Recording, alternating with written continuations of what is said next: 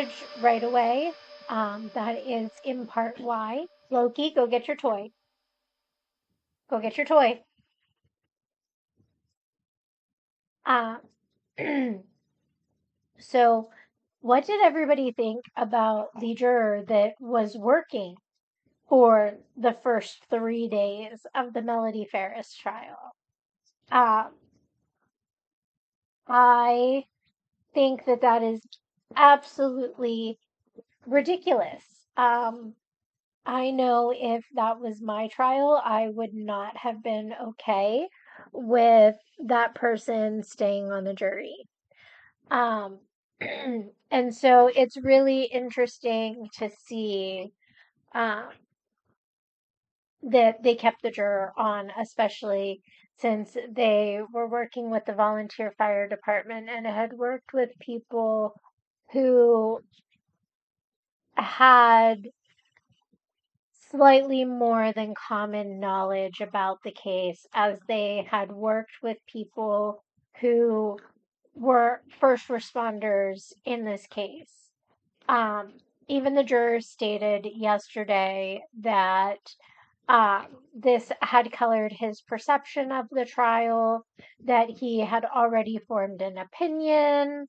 Um, when he was asked if he could put aside his feelings and just kind of listen to the evidence and see if that reshapes his opinion, he sat there and he said, I can try, as his first response. And honestly, I was always taught that your first response to something is usually your most honest.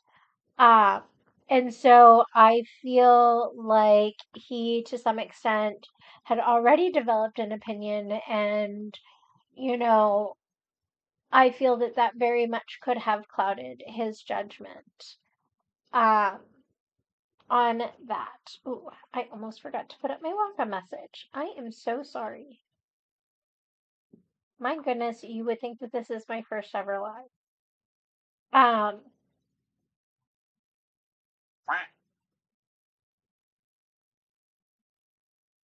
Give me 1 second. I'm putting all of my content stuff up for other people's. There we go. Okay. So yeah, I thought that was interesting. I apologize that we really didn't get much into Chris Ferris's testimony um yesterday.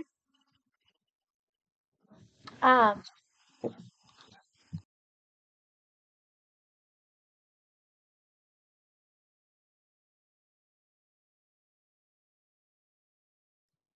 Sorry, the dogs were barking. Loki, get your toy. Get your toy. And I'm trying to redirect them when Loki, get your toy. Loki, toy. Quiet. Quiet. Oh, give me 1 second, guys.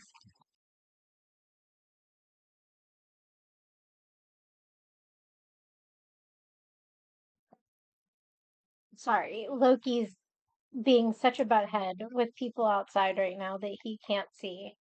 Um, but we didn't get much into the rest of Gary Ferris's testimony yesterday. Or not Gary, Jesus.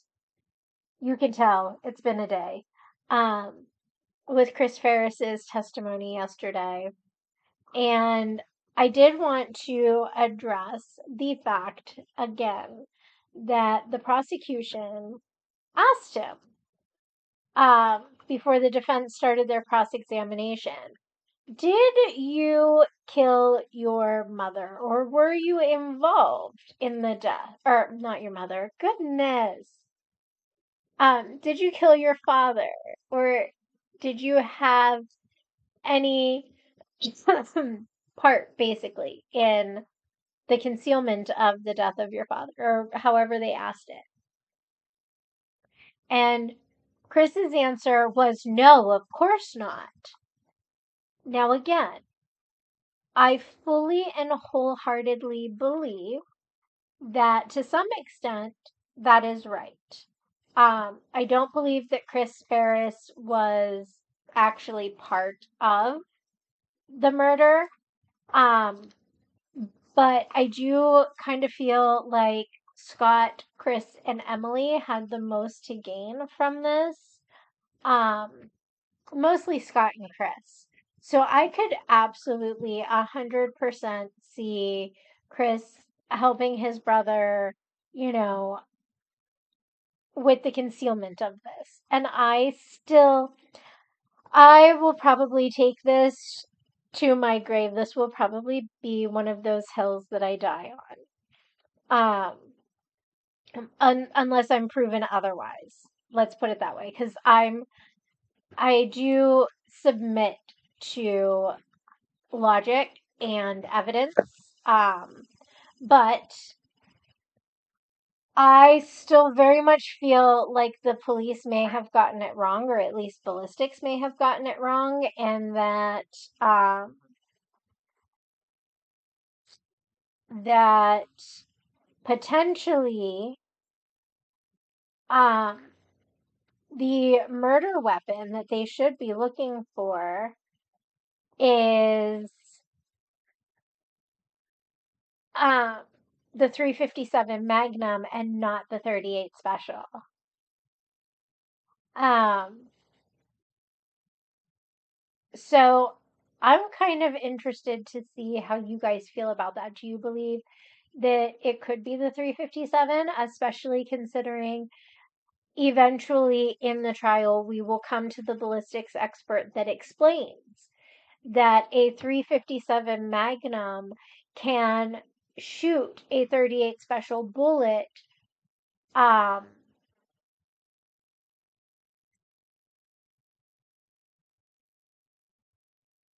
but a 38 special, sorry, I had to think. A 38 special cannot shoot a 357 Magnum bullet. And the reason is because of 1 grain of ammunition difference.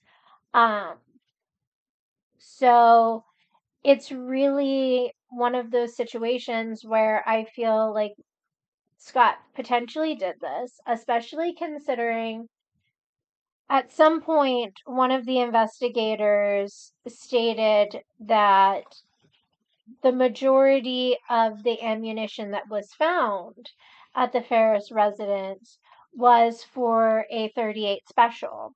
So I kind of feel like Scott had the knowledge of guns to know that a 357 Magnum can shoot a 38 Special bullet.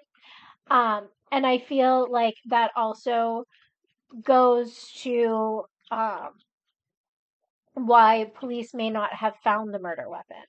Another theory that I am very fond of is that the 38 Special was stolen after, um, or not stolen at all. I'm actually more of a fan of not stolen at all, and that he probably got rid of it, pawned it off, or something um, after the murder. But I feel like if his 38 really got stolen after he got out of the military, that he would have reported it. Um, you're always supposed to report a firearm stolen, and I know that people go without reporting their firearms all the time. And I'm not saying that it's right, but I feel if you're in the military, oh, sorry. I feel if you're in the military, you know extra better um, as to why it's so important to let police know and make a report if your firearm is ever stolen. You don't want it used in like the commission of a crime and then you be held liable for it as just one of many examples.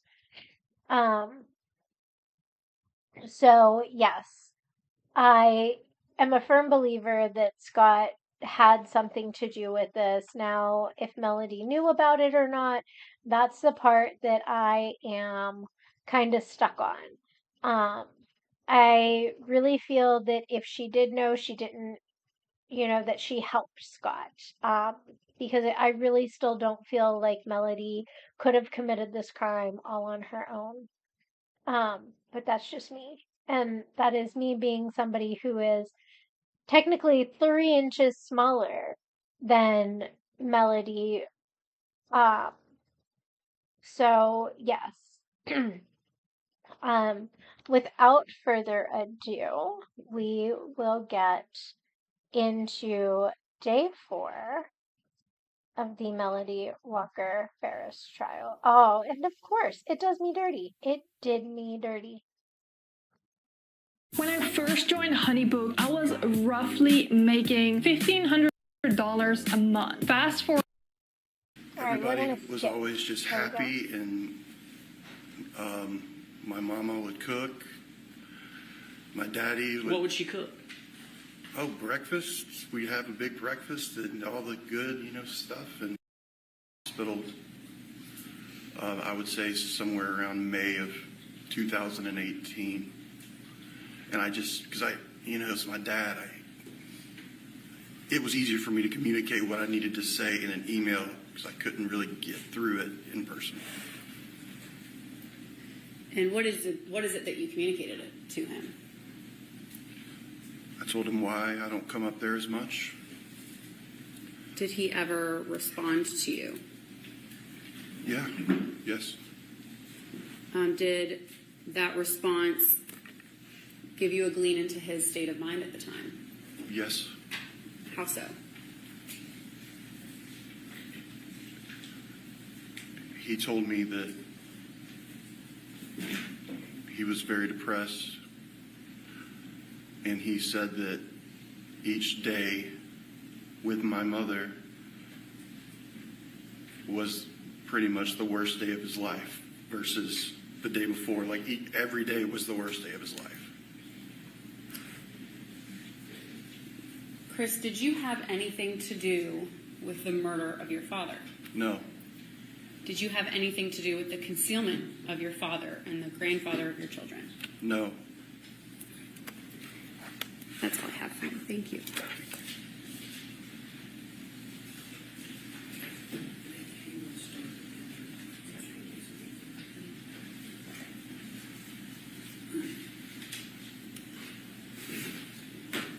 And Your Honor, it might be best to go ahead and turn the TV on. I'm going to kind of go back and forth between the Elmo and the computer. But maybe start with the Elmo.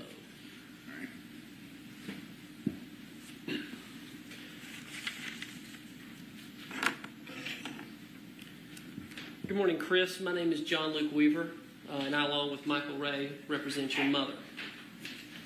I want to go back and you spoke at length about a lot of things yesterday, but I want to go into more detail on some of them. And first I want to go kind of back to your childhood and more of the family dynamics between the brothers and the sisters growing up. So you're the oldest. You were born in 1979 or 1980? 1980. 1980. And then who was born second?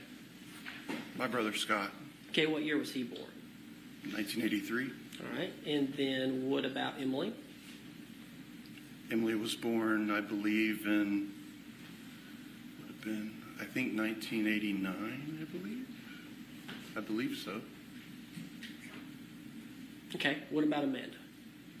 She was born basically a year and a half later, so it would have had to have been 1990. It could have been 1988, 1989, or 1989, 1990. I should probably know that. So maybe your sister Amanda was born in 89? And Emily was born in 88 or 87?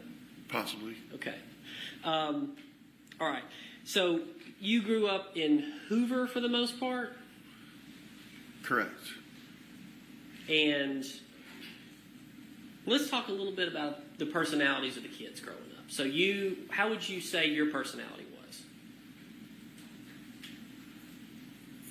How about, it's always, self-introspection is also often a very tough thing to do. So I'll ask you last. How about Amanda's growing up? Introvert, extrovert? Was she funny, not funny? Things like that. Very outgoing and great personality, very funny. All right. What about Emily? Emily was, I think, a little bit more reserved, but very smart, very witty, and just very, very kind. Okay. And how about Scott? Scott was just a lot of fun to have as little brother. He just a sweet soul. Okay. What about, so how did everybody do in school? I did fairly well. I had my moments when I could have done better. My brother had a few issues. I'm not sure what that was. I wasn't, in the part of those discussions, but I think it was maybe some learning difficulties type thing, possibly. But I don't really know. My sisters, both, from what I understand, what I remember, did very well in school. All right. And what about behavioral growing up? Who was well behaved and maybe less well behaved? We were all very well behaved. Never got in trouble? We got in trouble. Anybody have, temper, any anger issues? Never. No. Not at all growing up. I don't remember that. No. You don't remember your brother having any anger issues and a short temper as a child? No. Okay. Do you remember? Scratch that. So you moved to Atlanta in 95? Correct. Alpharetta, roughly. Yes, sir. All right. And tell me what you remember about that move.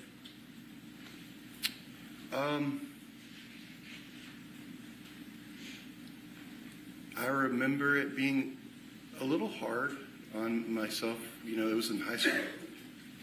But I was very excited. I loved Atlanta. I loved the Braves. I loved visiting Atlanta. So the move itself was very smooth. It was exciting. We were moving to a new home, and my dad was moving up in his career, and I remember it being a good time. Do you remember anything about why your dad was moving to Atlanta, moving the family to Atlanta? Because of his career. Right, but why? Why was your dad, do you know why your dad was chosen to open the Burn Foreman branch in Atlanta? Did you know any of that from your experience as a teenager? I know my father was a very brilliant attorney and a very smart man and very good at his job. Did he volunteer? Did you just, in your experience? You don't know? I don't know. And that's fine. Now, talking about your yesterday you mentioned that everything kind of prior to about 2008 was good with the family. Mm-hmm. I think that's the way you would have described it. So can you tell me, I've heard and maybe understood that holidays were kind of a big deal. Can you explain to me, how you guys would celebrate Christmas? You mentioned a fond memory yesterday of Christmas, but if you could explain to the jury.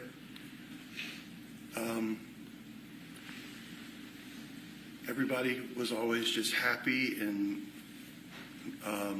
my mama would cook. My daddy would... What would she cook? Oh, breakfast. We'd have a big breakfast and all the good, stuff, and bacon, eggs, and then she always would make a Christmas meal. It was very nice, and my father would always have his Bing Crosby on in the morning, and the night before we'd watch Christmas Vacation every year, and it was good times. And this was from the time you were a child all the way until the final Christmas in 2017? Yes. And it's my understanding too that how would your mom decorate the house? Would there be a little or a lot? A lot. Could you explain a little bit?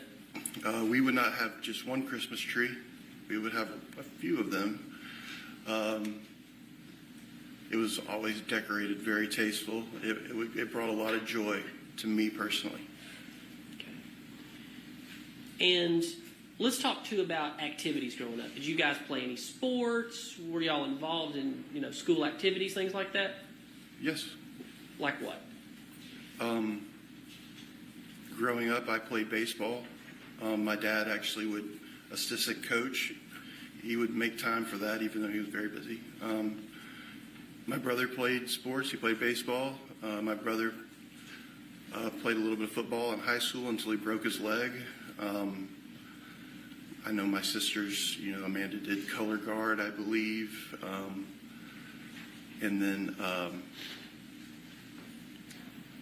I think Emily was, did some work with some athletic programs in high schools. I think she was maybe a manager for like the wrestling team, those things like that.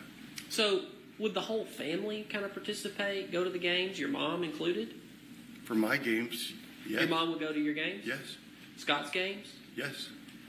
Emily and Amanda, anything and everything? Yes. So growing up for you, your mom was always there, yes? Correct, yes. Okay. And growing up, even as a child, you would determine that your relationship with your mother was a loving relationship.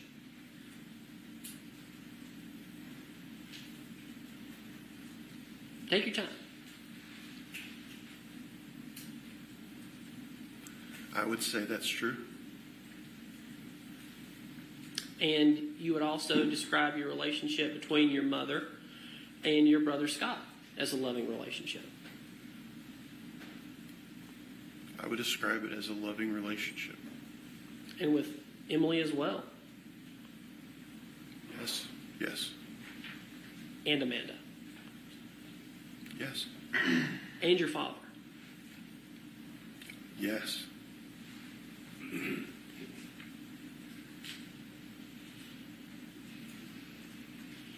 So in the 1995 move, I want to ask this, and if you have any memory of anybody that moved over from Birmingham, the Birmingham office, to Atlanta with your father. I'm not sure if it was then, but I know that his secretary came over. Okay. Do you know her name? Oh, yeah. What's her name? Angela Phillips. Okay. So have you known her pretty much your whole life? Not my whole life, but I'd say majority of my life. Okay. Do you remember back then, did you ever spend any time with Angela? No. I mean, not other than maybe seeing my father at work, or if there was like a Christmas. I remember in high school after we moved to Atlanta, they would host the Christmas party for the firm actually at my parents' house, and I remember her kind of being involved in getting food there for it and somewhat, but that's been so long ago. But no, not like a lot of time, no. Okay. So I'm going to ask this question, and I just want you to kind of tell me when you found out. But yesterday you testified that you started knowing there were troubles with your parents' marriage in the fall of 2008. And I believe it was an incident where you thought something was just kind of weird with Ted Wiley. Yeah. And that is his name, right? Yes. Okay. But were you aware in the 90s that your father was in a relationship with Angela Phillips? No. When did you become aware of that? I never became aware of that. Do you believe that to be true or not? I don't believe it to be true, but I don't know. I mean... You don't know that she's made a statement to detectives in this case that she had an affair with your father? No.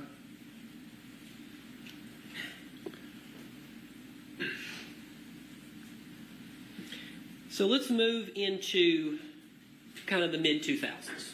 Let's talk about where everybody, as we've moved into adulthood, you're in your early mid-20s, and then your younger sisters are still kind of in their teens, and your brother, he's also in his mid-20s. Let's talk about where everybody went in their lives. So where did you go, and what kind of work did you move into? And when did you get married? I got married in June 2004 to Kendall Lee. She was pregnant, and we moved to Maine. I eventually... What line of work were you in at the time? Here or in Maine? Either one. Both. When I went to Maine, I actually worked for L.L. Bean. Just I was worked as in their returns processing center as I don't even remember really what it was, but like a technician, kind of like processing returns. We had a team, and this is a catalog company, and so there's a lot of mail order. So when people return things, we process them, that kind of thing. Okay. So I do want to kind of go back in time. So this is about 2004, so you'd be about 24-ish by that point. But let's go back in time more towards 1998, 1999. That would have been when you went to college, yes? Correct. All right. And you went to the University of Alabama? Yes. Did you graduate? No, sir. All right. Why not? I didn't do as well as I should have, and basically, eventually, my parents told me I need to come home. Okay. I also It was your father who told you to come home, yes? I don't remember which one, but I mean, he would have. I assume so. Well, I'm asking for your memory. When he told you, could you tell he was disappointed in you? Oh yes. And how did you know that? I don't remember specifically. Okay. I just kind of remember the feeling of that, dealing with that. And how did you deal with that?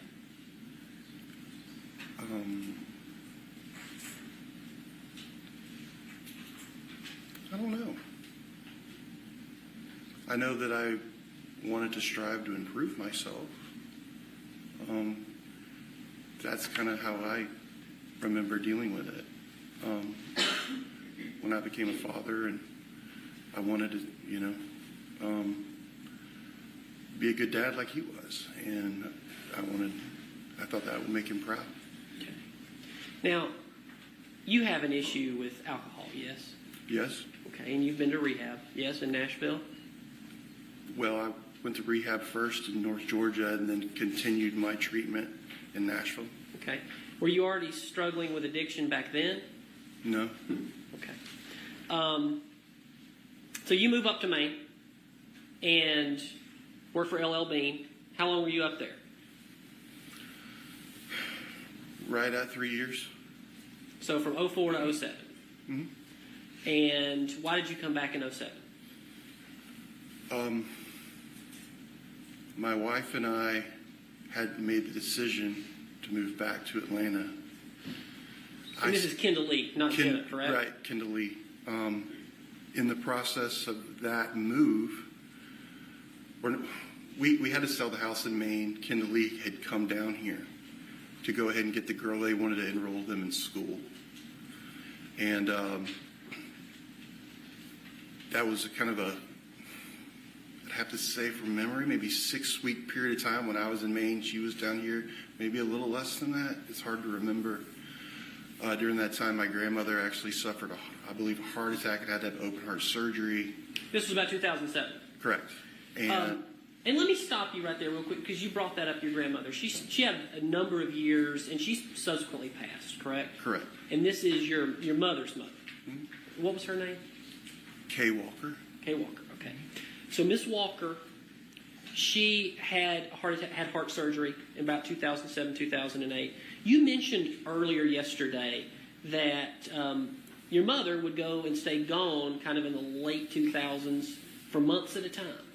But it's in fact true that she wasn't up there with Ted Wiley. She was with her mother, who was very sick. Yes? And if you don't know, you don't know. I think both can be the answer to that question. Both is your answer? Mm-hmm. Okay. But also with her mother. Yes. Okay.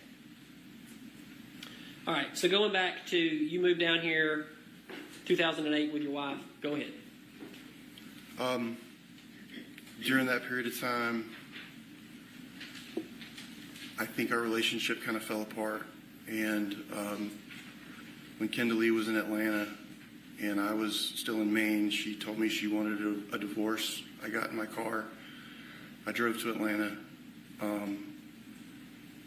And she ended up going back to Maine, I think the day after I got finally, it's a 2-day drive. So I got to Atlanta and I stayed in Atlanta to my whole plan was to come to Atlanta to work to begin with, to provide for my family better. And so hoping we could still move to Atlanta and fix the marriage, I stayed in Atlanta. Okay, so you stayed, and then she left. Correct. And that was 2009? That was 2007. 2000. Okay. All right, so now moving on to where everybody else was of the siblings. So Scott, he's the next youngest, next oldest, I mean. What was he doing in the mid-2000s? Where was he working? Where was he living? Team switching off?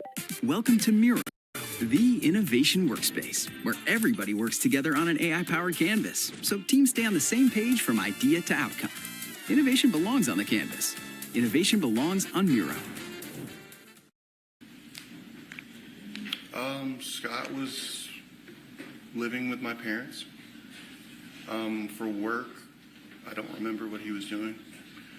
Was he between jobs? Would that be fair to say? Well, he would have jobs. I mean, he was a very skilled mechanic. So I remember him working at some car repair places, and remember him working at a car dealership. But these are the jobs before he joined the Army. Okay, and that would have been about 2007. Do you know?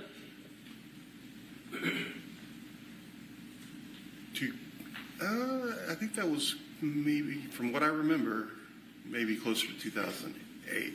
Okay. So he would have been about, what, 25 at that point if he was born in 1983? Mm-hmm. Yes. So a little later, going into the military. Yeah. Can you remember, did your father show any disappointment in Scott prior to 2008 as far as not going to college, things like that? No. What about being between jobs? Never said anything to me about it. He didn't say anything to you. Okay. Did Scott ever say anything to you about he felt like a failure or anything like that? No.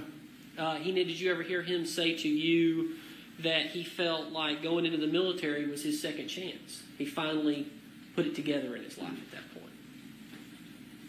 I never heard him say second chance. I know he was very excited to join the military. Okay. Gave him purpose for the first time. You ever hear him say anything like that? Would you describe your relationship with your brother? You gave a number of interviews for this case. And I believe in one of the interviews, you said that you have become closer after this happened. Yes. So back then, how much did you and your brother actually talk?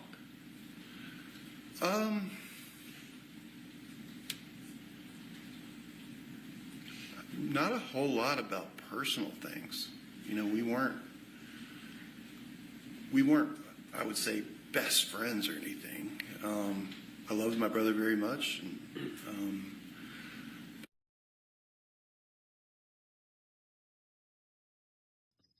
Okay. So, as we know, when it comes to the communication of like personal things that they did or didn't do, I tend to uh, not talk a lot because I feel that each person has their own personal experience. Um, and I am very aware that witness testimony is only so reliable because each person, even if they go through the exact same event, do not have the same perception of that event. Each person is going to notice different things. They're going to have a different reaction, a different response. Um, and so a witness is only so reliable. But with that being said, if Chris and Scott weren't really that close, could it potentially be that Chris doesn't know his brother as well as he thought he did? I know that as a human being, we all sit here and like to think that the bad stuff couldn't happen to them and that, the things like this, can't be their sibling or their parent or whatever. Um, so could he to some extent feel that it was his mother just because he doesn't want to believe that it was his brother who killed his parents. Um, and that could also go in with the having more knowledge. Um, because again, psychologically, we don't always um, think through everything logically. So, if Scott said, here, hold on to this until this time, or can you get rid of this for me, or whatever, I can totally see Chris feeling like, oh, it's just, an everyday thing. My brother's asking me to do something for him, a favor, and just do it without thinking about the potential repercussions of could this have been evidence of my brother having killed my father. We tend to, as human beings, tend to turn a blind eye to things that we find unpleasant to think about, to consider. Um, And so I kind of feel like it would be easier to blame a parent than a sibling for something like that. And I could entirely be wrong.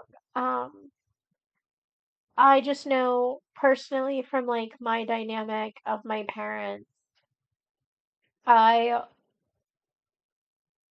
would probably be significantly more forgiving of like my brother if he did something bad because you kind of see your parents as being older than you and so they should know better.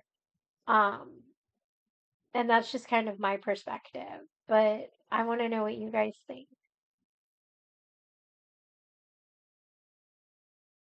But, I had my life in Maine and I had kids and he was still in Atlanta and there was that distance, before social media and all that. So, Okay. All right, so briefly about Amanda and Emily. What were they doing in the 2000s?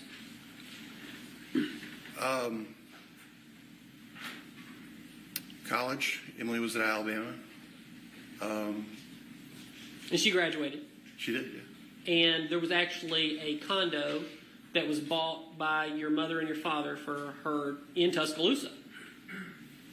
Yes. Okay. And did Amanda stay there too, or how did that work? Amanda didn't go to Alabama.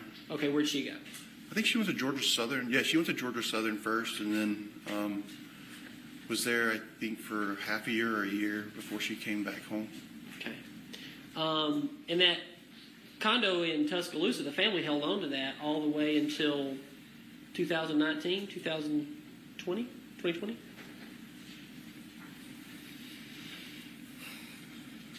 I think it would have been 2019. And that would have been when you were the executor, correct? Mm-hmm. And you were unable to keep that property. You lost that property, yes? Yeah. Okay. You weren't able to manage the finances of that property. I had no access to money. All right. Let's go back to Ted Wiley. You knew him from dating your father's sister. For how long before? Like, say, 2008? I don't know the exact number of years, but it was for a long time. 10 years, 5 years, 3 years? It was over 10 years. Okay. So was there any animosity there between your sister and your mother regarding any allegations of an affair? Between my sister and my mother? Yeah. Not your sister. Your father's sister. I'm sorry, I misspoke. Did you ever notice any troubles there? No.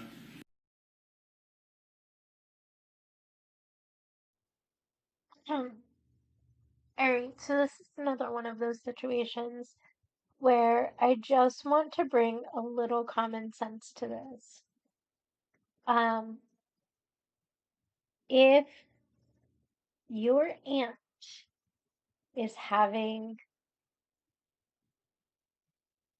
if your mother is having an affair with your aunt's boyfriend, long-term boyfriend, don't you think that there would be a little bit of animosity? If it was as out in the open as Chris eventually talks about, wouldn't there be animosity between the aunt and Melody Farris if this was something that was not sanctioned by the aunt and Gary Farris, potentially. I could see family drama starting from this type of an affair. Yet there was not as much family drama as you would expect after a discovery like this. I wonder why. What do you guys think? I again believe that it's because this was sanctioned by the aunt and Gary Farris to some extent.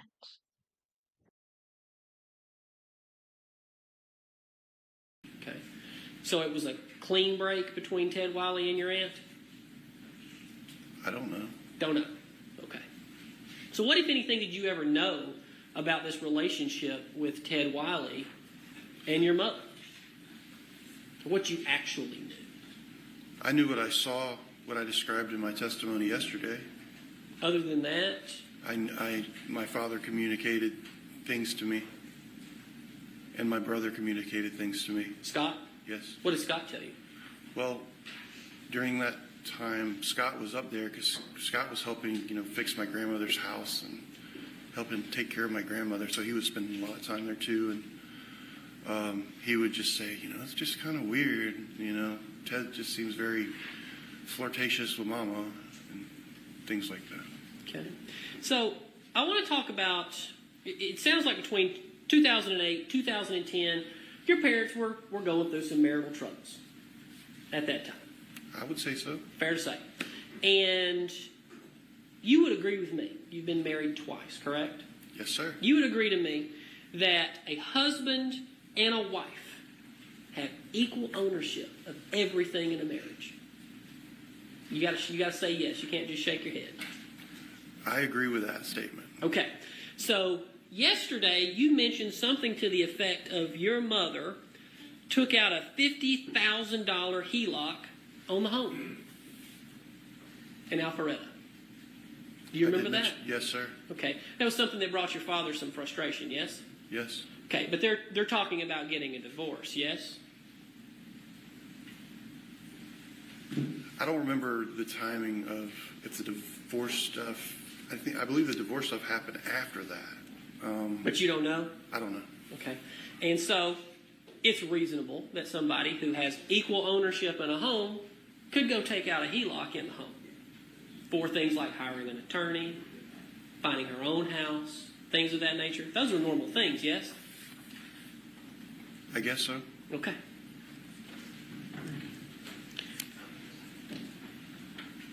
I want to move forward now to 2000.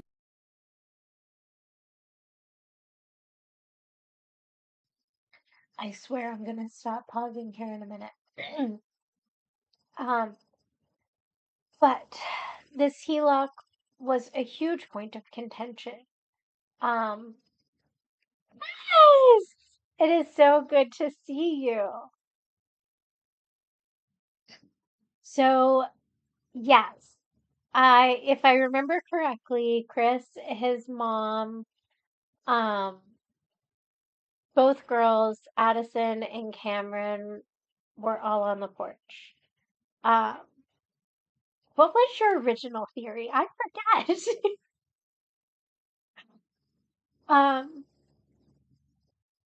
but so for me, this HELOC was a big point of contention with the prosecution, and um, they made a huge deal out of the HELOC. But as it will be testified to later, I believe by Scott, if I remember correctly, the HELOC was taken out when they first got the house, and it was so that Melody could pull money as she needed from the HELOC because she didn't have an actual income. And so the HELOC, and for those of you who don't know, a HELOC is a home equity line of credit. So basically what it does is it draws off the equity of the house and um, and you can then withdraw from the equity of your home for additional loans and things like that. Um, and if I remember correctly, you pay it back. And it's kind of like a revolving line of credit that just tends to be easier to get approval on because you were already approved for the house and the equity is technically yours to spend. Bear, get out of here. I see you. Get out of there. Sorry. Um, one of my dogs is being a nosy pain. Um, and so even Chris sits there and admits that, um, marital property should be considered shared, um, on both sides. Anything that Melody has should be half Gary's. Anything Gary has should be half Melody's. Um, and so I don't understand if everything's supposed to be 50-50, then why is this HELOC such a big point of contention for um the prosecution? Like, why are they focusing on this HELOC when really the HELOC doesn't have much of an issue? Exactly. Well, and like it's not so much that Melody really wanted him to like stop working, but Gary had canceled his life insurance policy a month before his murder. Now, again, I will say this a million times. I know nothing about life insurance. I know a little bit about real estate. I've taken real estate classes. Um, but I don't know anything at all about health insurance. So I don't know if like him canceling his life insurance and no longer paying the premium automatically ends his life insurance policy right then and there, or if he has to wait, until the end of his policy term. I have no idea how that works. The only thing about life insurance that I do know, and this is from my true crime um, knowledge. So again, still fairly limited. The only thing that I do know is when there is a life insurance policy and there is a murder, there is no payout on that life insurance policy until at least after the trial. Um, Now, I know a lot of companies still do not do any payouts at all for a murder. Some policies um, will cover a murder, but only after the trial has ended. I don't know if that is just the regular trial or the trial and appeals. Um, but I do know that some people will struggle to have like a life insurance payout, if at all. So, and this is something that I don't think that would be common knowledge for Gary and Scott and Emily. I feel like, um,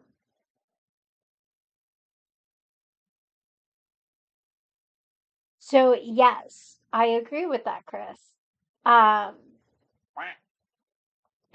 I think it's really funny that they checked the left of the barn pretty much right away as well. To me, that really just kind of shows that they were not originally looking at Melody. Um, and I mean, Melody admits that there is very little knowledge of firearms. Not that she has none. I'm not going to say that she has none. The defense has stated that she does have some knowledge, but I don't think that Melody would have enough knowledge of firearms to know how to, or that you could shoot a a 38 from a 357 Magnum.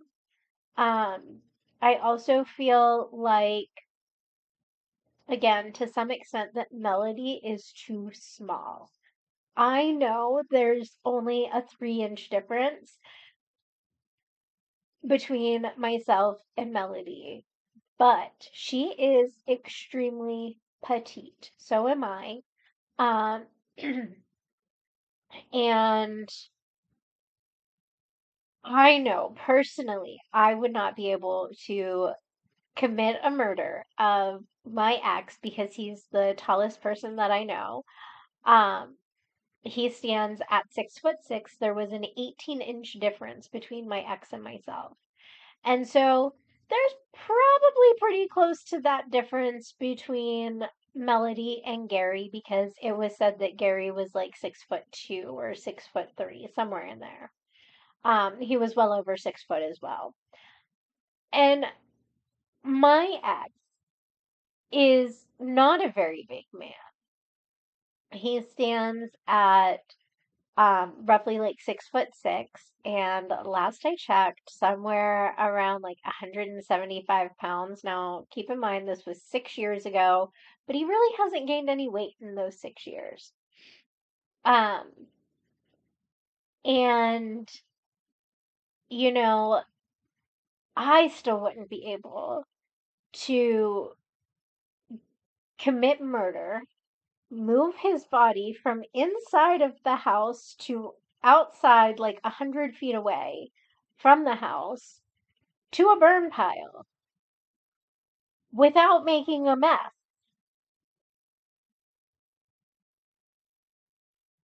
It's insane to me to think that they're thinking that Melody did this alone.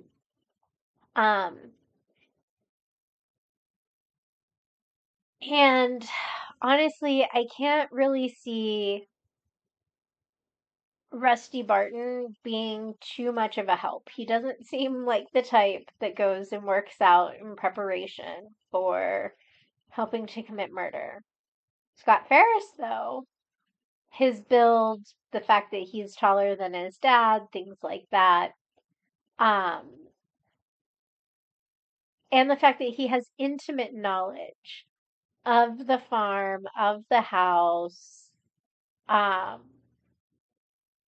really makes him an additional prime suspect. And the fact that they missed out on so much, like they didn't even properly take um, text messages and phone calls and things like that, full data dumps from, Scott's phone. Um, and so it's a little weird. And I still find it really weird that all of the blood DNA either came back as Melody's or um, they only tested to the point of being able to tell you that it is mammalian blood. So that means that all they did was the presumptive in-field testing where they take a little bit, they add it into a solution, they add that solution to a blood card, and it lets them know, um, is this animal? Is this human? Is this whatever? And the most that it can tell you is that, yes, this is blood from some living thing that gives live births. Um, and that a good majority of the DNA evidence at that crime scene was never actually tested. So I find that very strange, especially considering nowhere in this trial, nowhere, not in her police interrogations, not anywhere, is there any mention of Melody having any wounds on her, defensive or not. Not a single scratch. I'm sorry. If you are a 5'3" super petite woman and you are trying to move a dead body that was supposedly not fully dead when you moved them, there is going to be something. And I don't think that Gary would have gone down without a fight, even if his wife was holding a gun to his head. I think to some extent you would fight. I have been in domestic violence situations that have included weaponry. I have been in domestic violence situations that have not included weaponry. And I still fought like hell. So I really feel that Gary would have fought. I feel that he probably would not have fought one of his children. There is, you know, my youngest is suspected to have autism, and he has these outbursts where he can get very angry, very violent. And sometimes he'll, hit you, kick you, throw toys at you, things like that. And, you know, I had no problem defending myself in abusive situations. But when it comes to my own child, I will not stand up for myself. I will talk to him calmly. I will tell him, that we cannot be doing that and that I understand that he has big feelings and that we need to work through them and we need to find a coping mechanism. And then I, suggest like his Hulk hands or putty or, um, his chew necklaces or whatever I can find. And sometimes it works, sometimes it doesn't. Sometimes the only thing that makes him feel better is just getting his frustrations out, however he feels. Um, but still, I feel like a parent is just preconditioned to not fight against our children.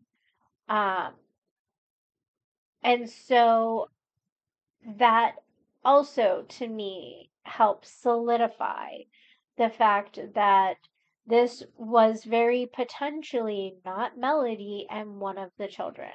Because as a parent, your instinct to nurture your child tends to come into play even if you are not entirely in a safe situation by your kid.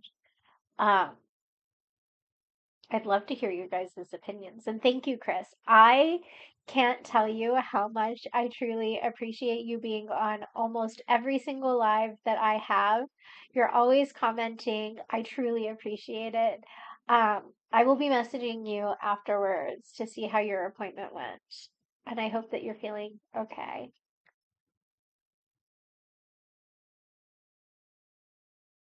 Did you ever hear, you know, there was the troubled times through 2010, but did you ever hear that 2013, Purcell Lane, I'm just going to call it Purcell Lane instead of saying 2155, just Purcell Lane House, that was kind of the restart between your mom and your dad? Did you ever hear that or Scott talk about that? Did you know that a cracked or settling foundation only gets worse over time? Hi, I'm Aaron Stahl. And I'm Jenny Stahl with...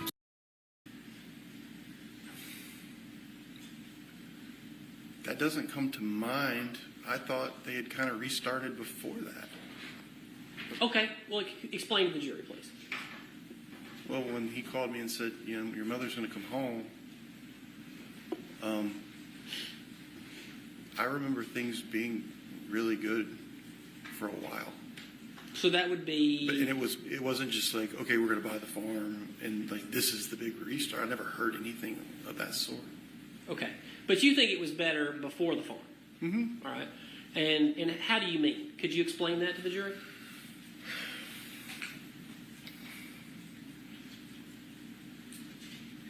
It's been a long time. Well, I understand. Take your time. It's just kind of a feeling. My mom was home. She would do things with my father. She would, they were sleeping in the same bed. They were affectionate. From what I remember, things were good between them during that period of time. So I'm gonna say this, and I know things change throughout marriages, especially 38-year marriages. And you're under oath, and you've sworn to God to tell the truth. But you do believe in your heart that your mother loved your father. Yes?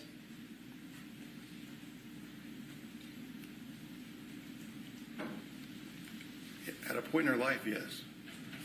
At a point in her life. So how about on July the 3rd of 2018?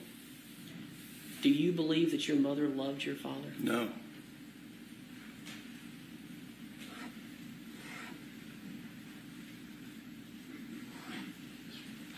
How many times yesterday? You know, your testimony seemed very well put together. And I just want to ask you this. How many times did you practice that testimony? Zero. Yesterday? 0 times? You never went to the district attorney's office and practiced that testimony? Discuss I what never you would say? practiced my testimony, no. Never. I went to the office and we prepared for the trial, but, you know, there was no rehearsal of testimony. So let's go to the 2016 wedding for Emily. Yeah, All right. And she married Chris Payne. yes. What do you know about Chris Payne? They met while she was in college. He was not in college. He owned a restaurant there, and I met him. It was right before she graduated, and she really loved him very much. All right. And Chris Payne, he has some financial issues too. Do you know about that? Could you explain that to the jury? This was all word of mouth things. I never heard it directly from him or her, but I think it was something along the lines of maybe there was a issue with finances at his restaurant. Possibly a check or something that had been, you know, bounced or something. But I don't know the exact details of that. Something to the effect he was arrested for that. You know that. I don't know why he was arrested. You know, you can be arrested for things related to stuff, you know, if it was a probation thing. I don't know exactly why when they showed up, the arrest warrant said. I don't know. Okay. The reason I'm asking these questions, you know, there's been pictures shown, I think even yesterday, of that wedding. And everybody standing there at that wedding. But your dad and your mother were having to financially support Chris and Emily to some degree. Do you know about that? Chris Payne, not you, Chris, but also you. I know that my dad co-signed on the mortgage. In their house in Nashville? Yes. Okay.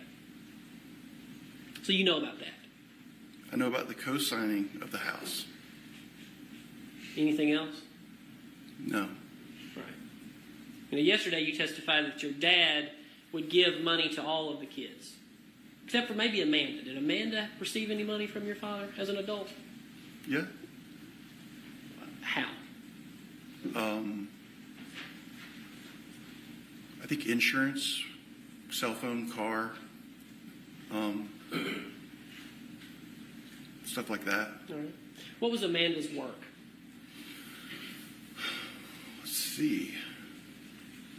How many? By the way, how many years has it been since you spoke to Amanda? 6 years. 6 years. Okay. Yeah, 6 years. All right. So. Oh, wait, I'm sorry. Let me correct that. I think there was a brief conversation. I mean, it's still about 6 years. I'm thinking. Okay, I was gonna type this out and then I decided screw it. I know for me personally, like I don't have a whole lot of money right now, but if I ever become rich, I will take care of my children. Um, and so a lot of the ways that Gary is supporting his children, Um, I don't want to say that I disagree with because I really don't. Gary had a fair amount of money, but that being said, I do also believe that, you know, money of this kind does still have limits and you still need to spend it wisely in order to make it last, especially if you are sharing those funds. But the way that Amanda was supported versus Chris, Scott, and Emily is significantly different. So, as you heard straight from the horse's mouth, Amanda got cell phone insurance and bills paid, while Emily got a house in Nashville. Chris was talking about how immediately after his dad died, his mom tried to cancel their vacation. Um, like, why is one child getting all the practical stuff and the rest of the children are getting not only the practical stuff, but the extra fun stuff? Um, and as you will hear later on from Amanda, like, she went to her dad about needing a dental surgery paid for, and he would not pay for that dental procedure. Um, but he then went ahead right around the same time and booked uh, the beach vacation that is in dispute here. The beach vacation that is supposedly the thing that pushed Melody so far over the edge. Why would you not pay for a dental procedure for one child, but go ahead and pay for a freaking beach vacation for another child? If the child that you are refusing is not the black sheep, because to me, the dental procedure would come first. Whichever one of my kids came to me and was like, hey, Mimi, I need this money because I want to get whatever done. And it is a medical procedure that will always come first. Now, if you're wanting a breast augmentation, I might put that aside and make you wait and save that for a birthday or something that is specifically for you. But I wouldn't entirely deny a medical procedure. Like, I feel that there was definitely a skew where Gary had his favorite three, and because Amanda was the most like Melody, there was that divide there. I feel like he had contempt for Melody long before Amanda was even born. But that's just me. I have seen people be contemptuous my entire life, and most of that contempt was towards me. So I'm used to seeing this. This is one emotion that I am very aware of, and I'm very good at picking up on with my autistic self. I can be very oblivious to other emotions, but contempt for somebody else is definitely one of those ones that I have a good idea of and lots of experience with. Um, I think it's funny to really see the divide in the family and the true family dynamics as everybody's talking. Of the last time I spoke with her, like at length at all, but it's still at the same time period, 6 years. Right. So, but her job was what? What was her way of making a living? I remember Amanda was working for Tory Burch. I remember that. That's a clothing company. Okay. And she worked for another clothing company called Club Monarch. She worked at the mall and at Phipps. I remember that job. In Buckhead. Yeah. Okay. And what about Scott? You said he, of course, worked at the farm from the time he came back from the military. Yeah, he had a warehouse job for a little while. I just remember that because I remember telling him telling me about it. Excuse me. Take time. But mostly at that time working at the farm. Right. Did when Scott got back from the military, which how was he discharged? Do you know? I have no idea. No clue. No clue. Because y'all weren't super close back then, but you've become close.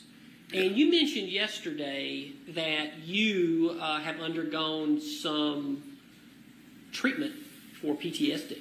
Mm-hmm. Have you and Scott discussed his PTSD? No. He never brought that up to you? No. Even though he's brought that up in multiple interviews in this case? Never brought it up to me. Okay. So on a scale of 1 to 10, 10 being so close that you guys talk every day, 1 being I don't even talk to the guy, how close would you say your relationship with Scott is today?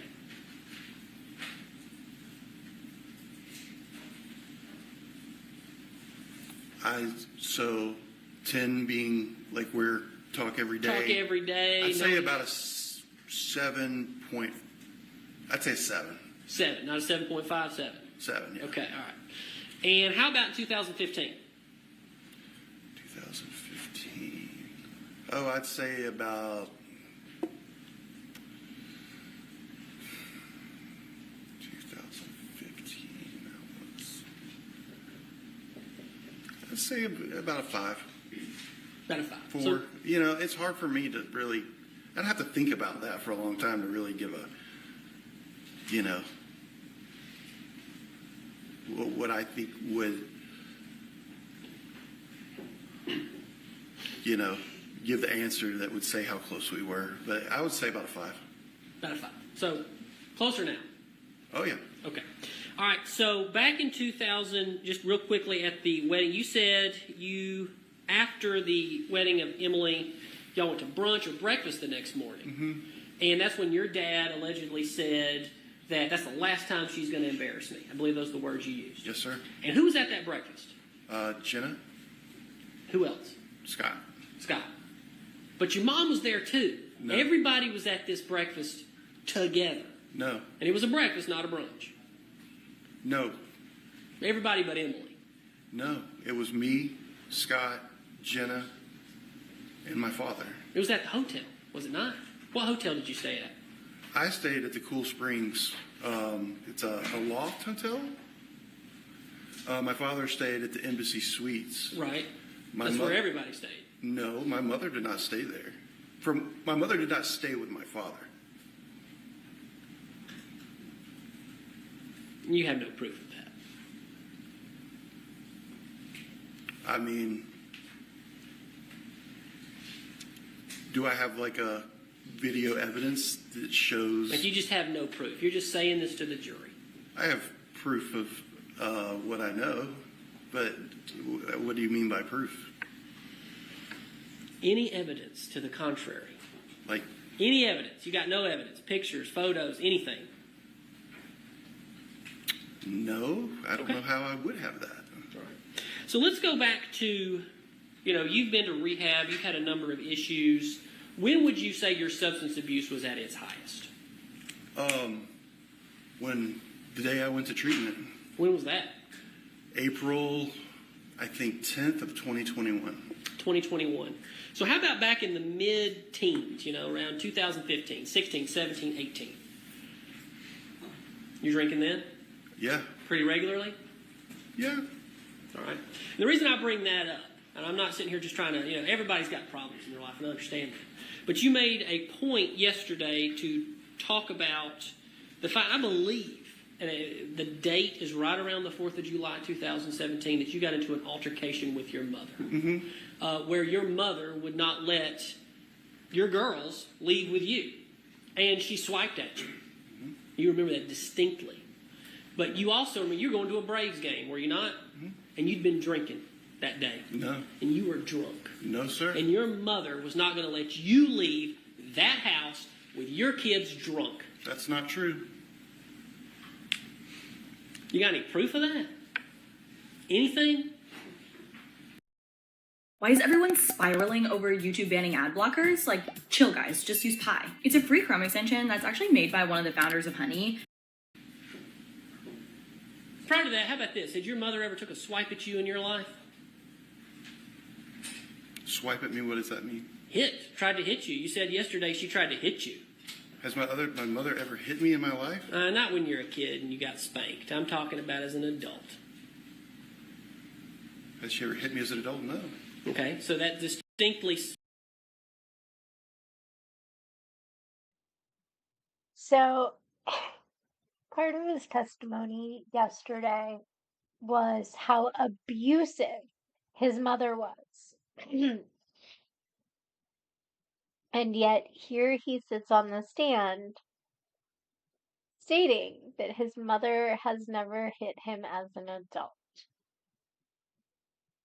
And I love how the defense had to sit here and specifically state, not as a kid when you would get spanked. Like, seriously, because I'm sorry, while I am not a huge fan of spanking my kids or anything like that,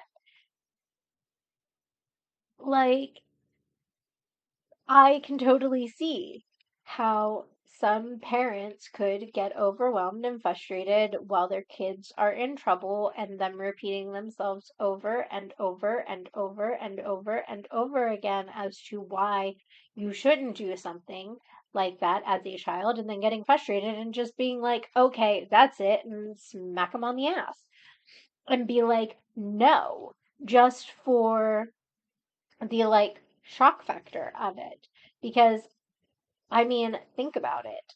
And again, I'm still not going to condone spanking your children, but think about it. If you tell your toddler not to touch the stove over and over and over and over and over again, what is most likely going to get them to stop touching the stove? If they burn themselves. And I'm not saying go ahead and burn them. But not every child, but you occasionally get that child that will sit here and reach up while the stove is on, even though their parent told them not to. And for like a split second, they touch something hot and then they pull their hand away and they start crying. That teaches them not to do that, because telling your child doesn't always work. Sometimes you have to learn lessons the hard way. And so the fact that that even needed to be clarified just goes to show what an over exaggeration Chris is making of how quote unquote abusive his mother was. And if I remember correctly, there was an incident that he alluded to or talked about on day 3 where he states that his mom did try to hit him as an adult. So, which is it? Did she try to hit you as an adult, or did she never strike you or attempt to strike you as an adult? It really makes me wonder. And again, I am not going to sit here and say that I feel like Chris was really involved in this. But I still feel like he has more knowledge of something that went on at that house than he's alluding to, and it really feels like it is very, very heavily rehearsed as far as what information is being put out about Melody Farris, and what image they want to portray of Melody, by just those 3 kids, Chris, Scott, and Emily. And I will continue until the day I die on this part too. If Chris's ex-wife, Jenna, really did see the mysterious 38 special that Scott says just kind of appeared at their house one day. Why did it take her 6 years to come forward after the death of Gary? Somebody please explain that. Because I'm sorry, if you have that kind of information that could potentially play a role in a murder investigation, are you going to seriously sit on it for 6 years and then right before trial be like, oh, hey, you should be a witness because I saw this gun too? Like, I don't think so.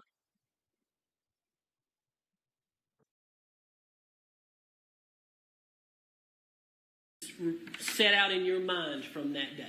It was shocking that she would do that to And her own son. Because, of course, you're testifying to this jury that you weren't drunk. I was not drunk. Okay.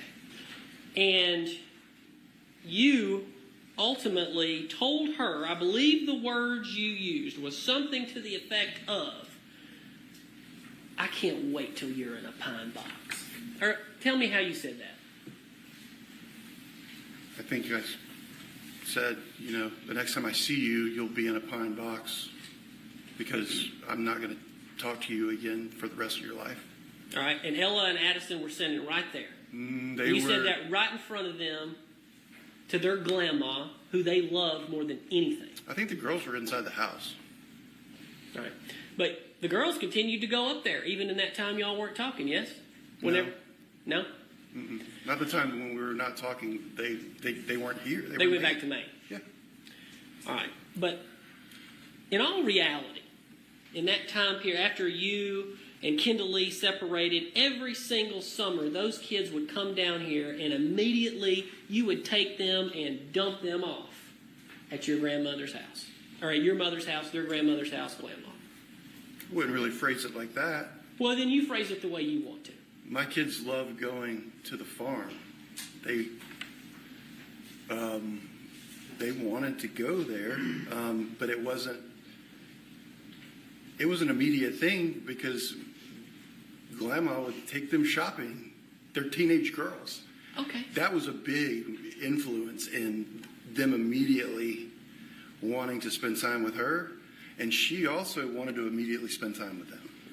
Well, let's do this. So, I'm trying, everybody that I ever cross-examine just knows that I just bounce around, and everybody I talk to in my life, and I'm trying to go as chronologically as possible. I'm going to go forward in time 1 year. Okay.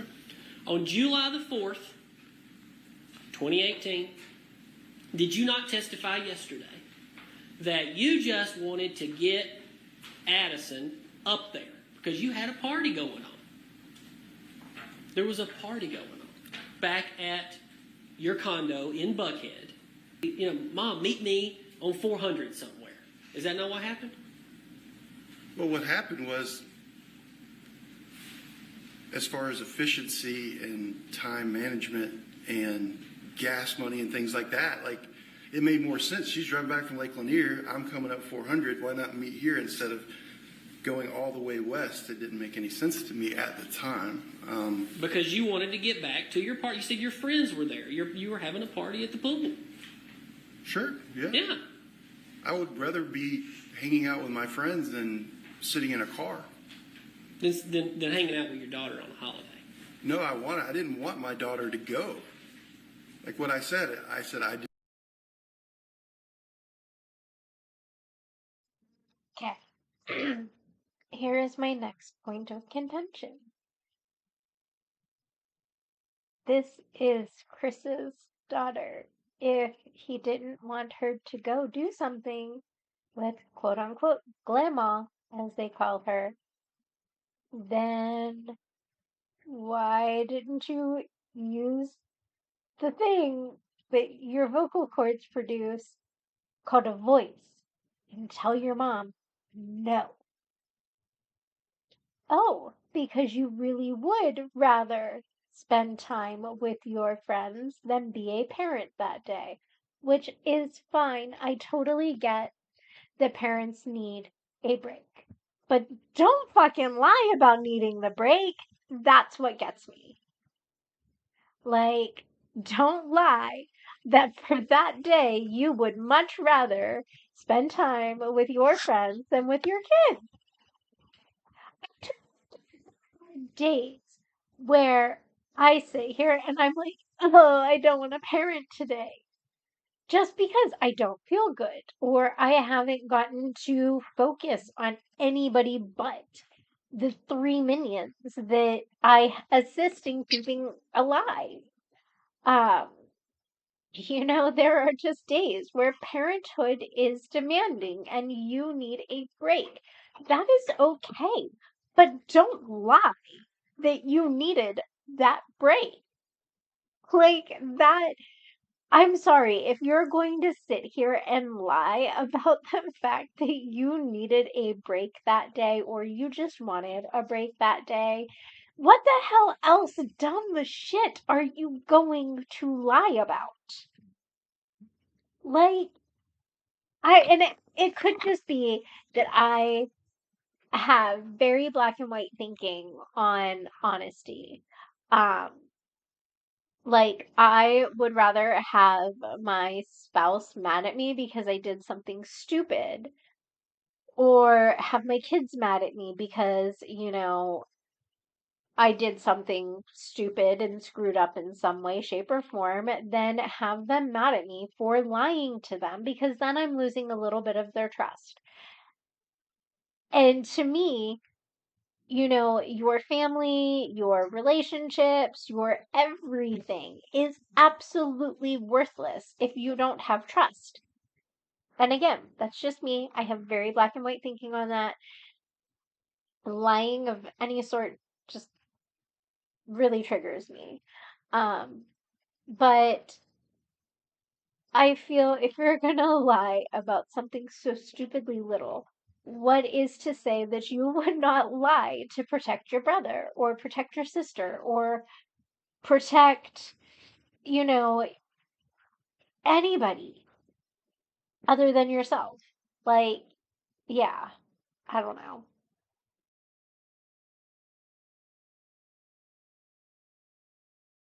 I did not want her to go, but it's very hard to tell Miss Addison Marie no.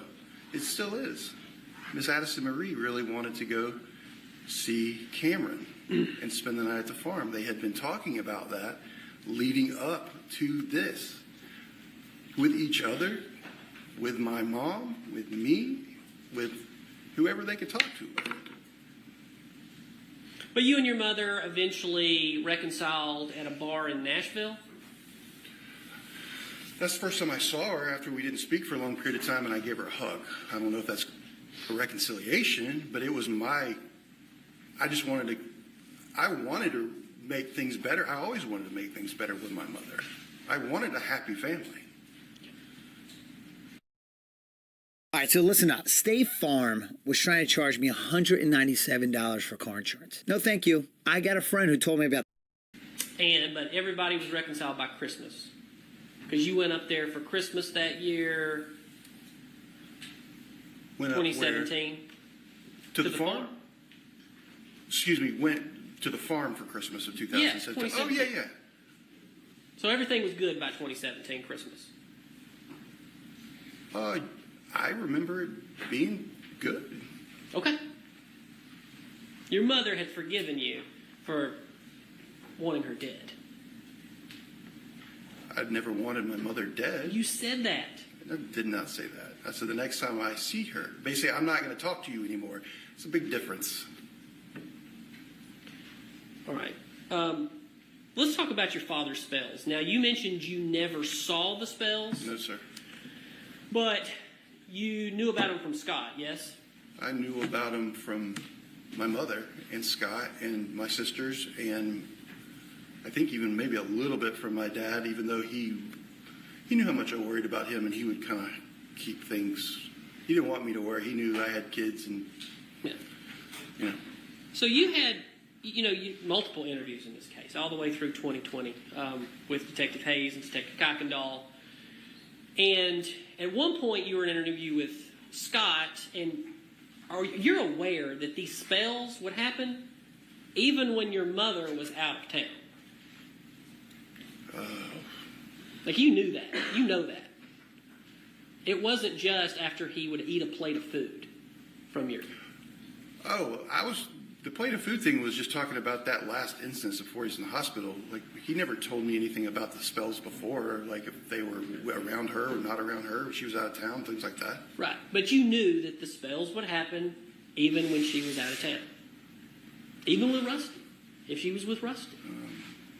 Which, by the way, everybody knew about Rusty, right?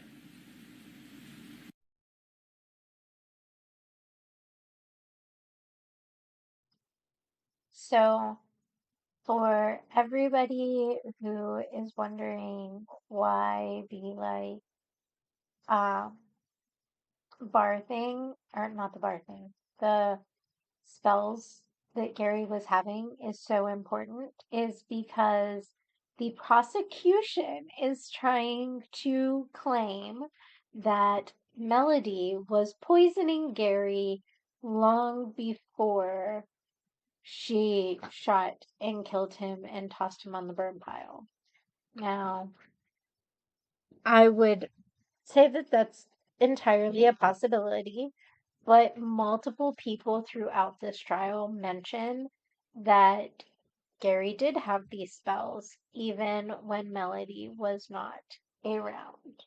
Um, and I feel like if you're going to poison somebody, that they potentially wouldn't have the effects when you're not around to poison them. But I don't know. I've never tried to poison anybody, and I don't have any plans to try to poison anybody. So I'm not ever going to really know that question.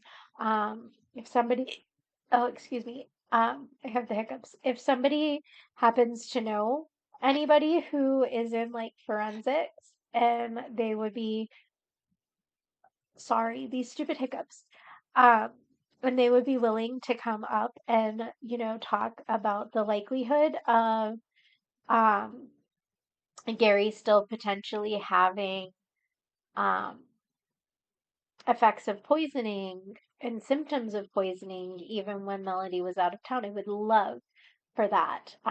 You guys can email me um, when I hop back into chat. I will toss my email in there again. Oh, actually, if you scroll up a little bit, my email is in there.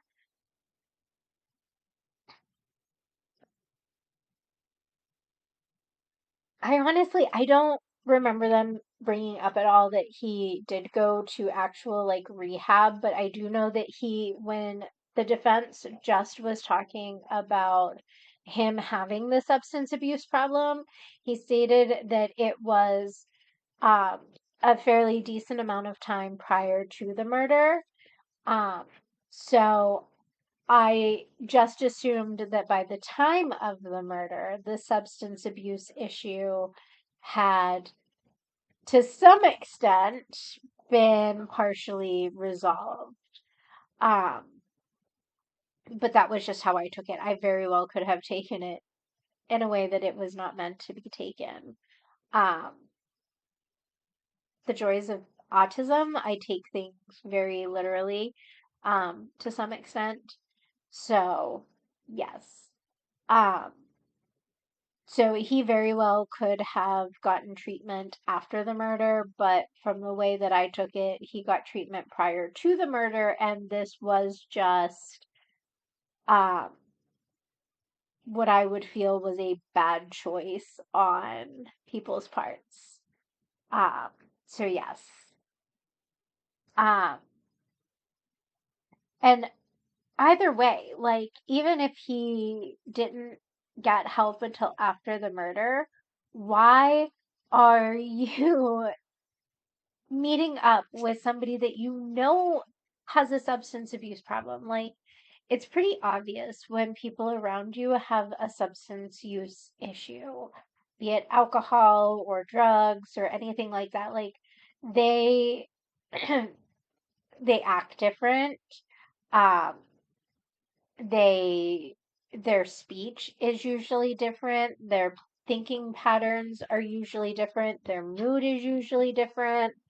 Um, Alcohol comes with very clear outward signs, especially as far as smell goes and things like that.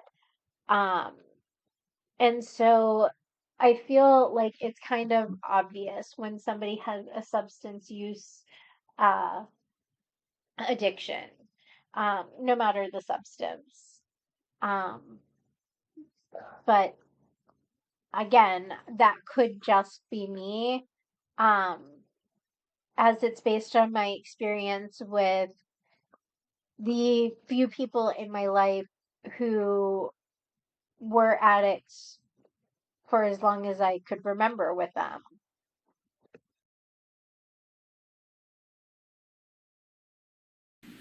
And we'll come back. Suspicion. Suspicion, but other people knew. Scott knew. Terry Brazel knew. Everybody knew. Apparently so. Yeah. Okay. Because your parents lived a separate life. Top of the house, bottom of the house. And you knew that. You may not have liked it, but you knew it, yes? To some degree, they lived a separate life. Yeah. Yeah.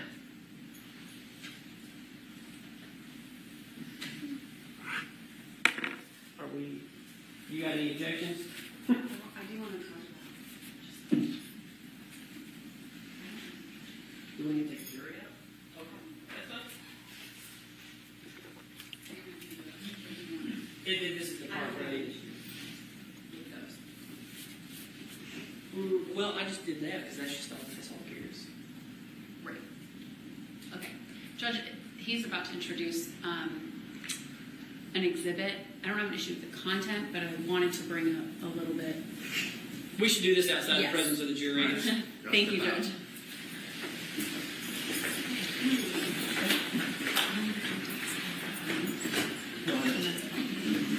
This one you gave me. I can run.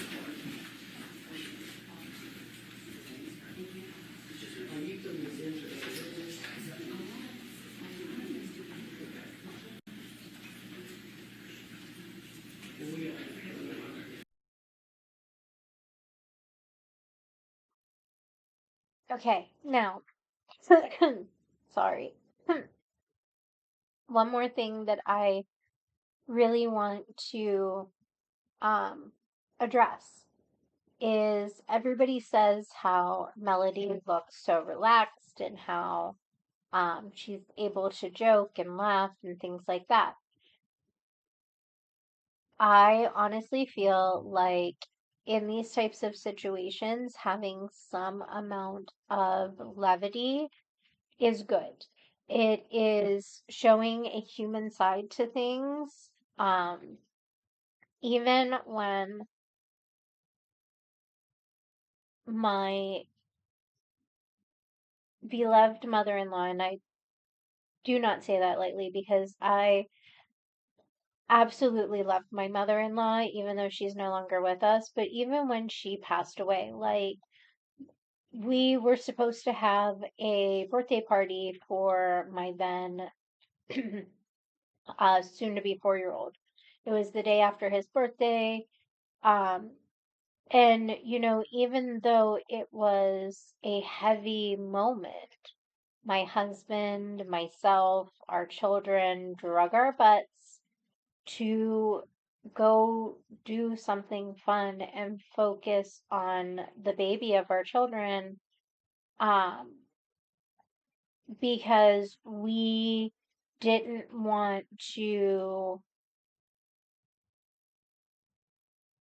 we didn't want to take away from the fact that there was something still good going on in the midst of something very heavy, and very hard. We want to teach our children that, there is a beauty to every situation, um, and that it is okay to use good coping mechanisms to help regulate and get you through a situation. Ugh. Sorry, I got a big butt puppy who just came and plucked his ass on me as hard as he could. because he wasn't up my butt far enough. Um, Hi Loki, I love you. Um, and so I feel like even in a trial, so that you don't entirely get eaten alive by your emotions, it is important to have some levity. Um,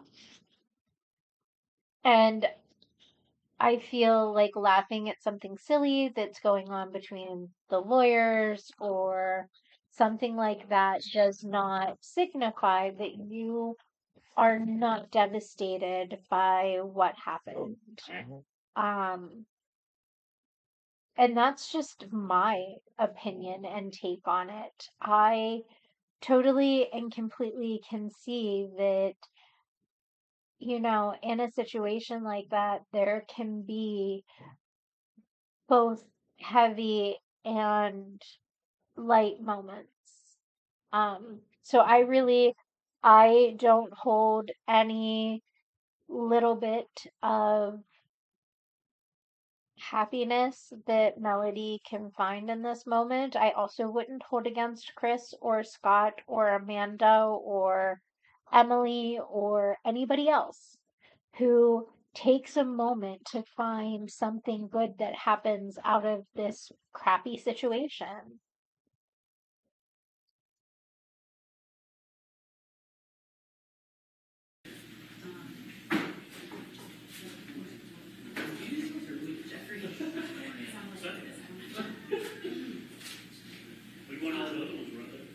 Yeah, there were, but I know, but I don't want to have this in the back and be like, you know what I mean? But it can't just be like. Want to know the secret to organizing your business? HoneyBook. HoneyBook makes proposals, contracts, and payments easy.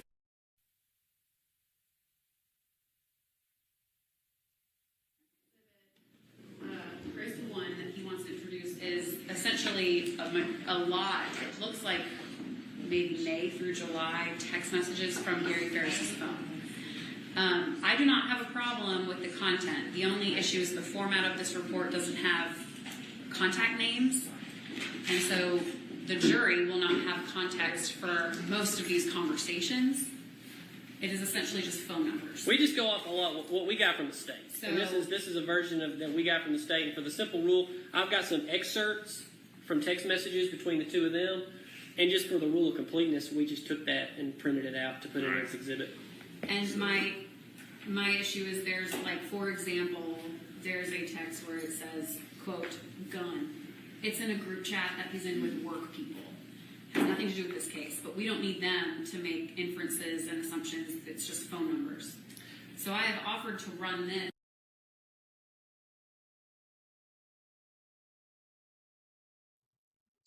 Okay, so question. If you guys have a text message in the group chat that just says gun, how do you know that it does not pertain to this case? Like, that's something that I'm kind of questioning. Um, and if you know the context of it, why didn't you give the context of that to the defense? That is a very good question, Chris. I'm honestly not entirely sure if they ever drug tested him in the hospital for these spells. I honestly don't remember that coming up at all either, um, in the in the case at all. I also do not remember them bringing up any type of a post-mortem toxicology report. Um, I have had to resubmit my FOIA for this with different wording. So hopefully that'll get approved. Um, and if it does, it should include the medical aspect of the case. But if not, I'll see what I can find. Toxicology and stuff like that might not be available due to HIPAA laws. Um, through FOIA, we're only allowed what like was given to the prosecution. Anything that the prosecution submitted and the defense. Um, so if they submitted it as evidence, whether it was used or not, then I would be able to have access to that. But if it's his medical record or, something particularly pertaining to like a doctor's visit or hospital visit, I might not be able to get it. But we'll see if there was a toxicology report and it was ever submitted through like the DA's office or the defense. I should have access to that through the FOIA. But that is a very good question. Again, I don't remember them mentioning any type of a toxicology that was done while he was in the hospital for these spells or even post mortem. As a report, so it has names on it of the contacts. It would just take a minute. Well, we can, if y'all want to, we can do that and give that to them later, and you can just ask the questions based upon. Just my expert. It was just that was if the court preferred that we go ahead and put the whole thing in now. I wasn't going through the whole thing with this witness. That's perfectly fine. If we want to go through with him what you want to go through with, and then we can run it later. Yeah. I just didn't want this to go back with them because it has no names. Right. That's fine. Okay, go ahead and start that report. I have to Or go. y'all can, upstairs. either y'all Extraction can, is upstairs. if y'all want to And mark the names, either do your report or if y'all want to. I think the report may be easier. It would, and especially if it's if it's all of the messages, the format will be much more readable. Okay. I do not mind doing that. I will just need to, let me write down these dates. Yeah, we'll. Sorry, this is your pen. But you can go ahead and do the questions with them now, and then we can supplement it, and we can. I'll be happy to explain that to them later. Make sure I'm doing, is this April 20th, 2018 through the incident date? Yes, ma'am. April 20th, thank you. Well, might as well take anything else we think of, might as well take a short break since it's after 10 and they're already back there.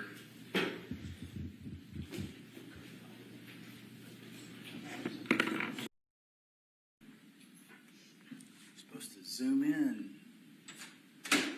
with it on the dock with the tape. If I was practicing my zooming out.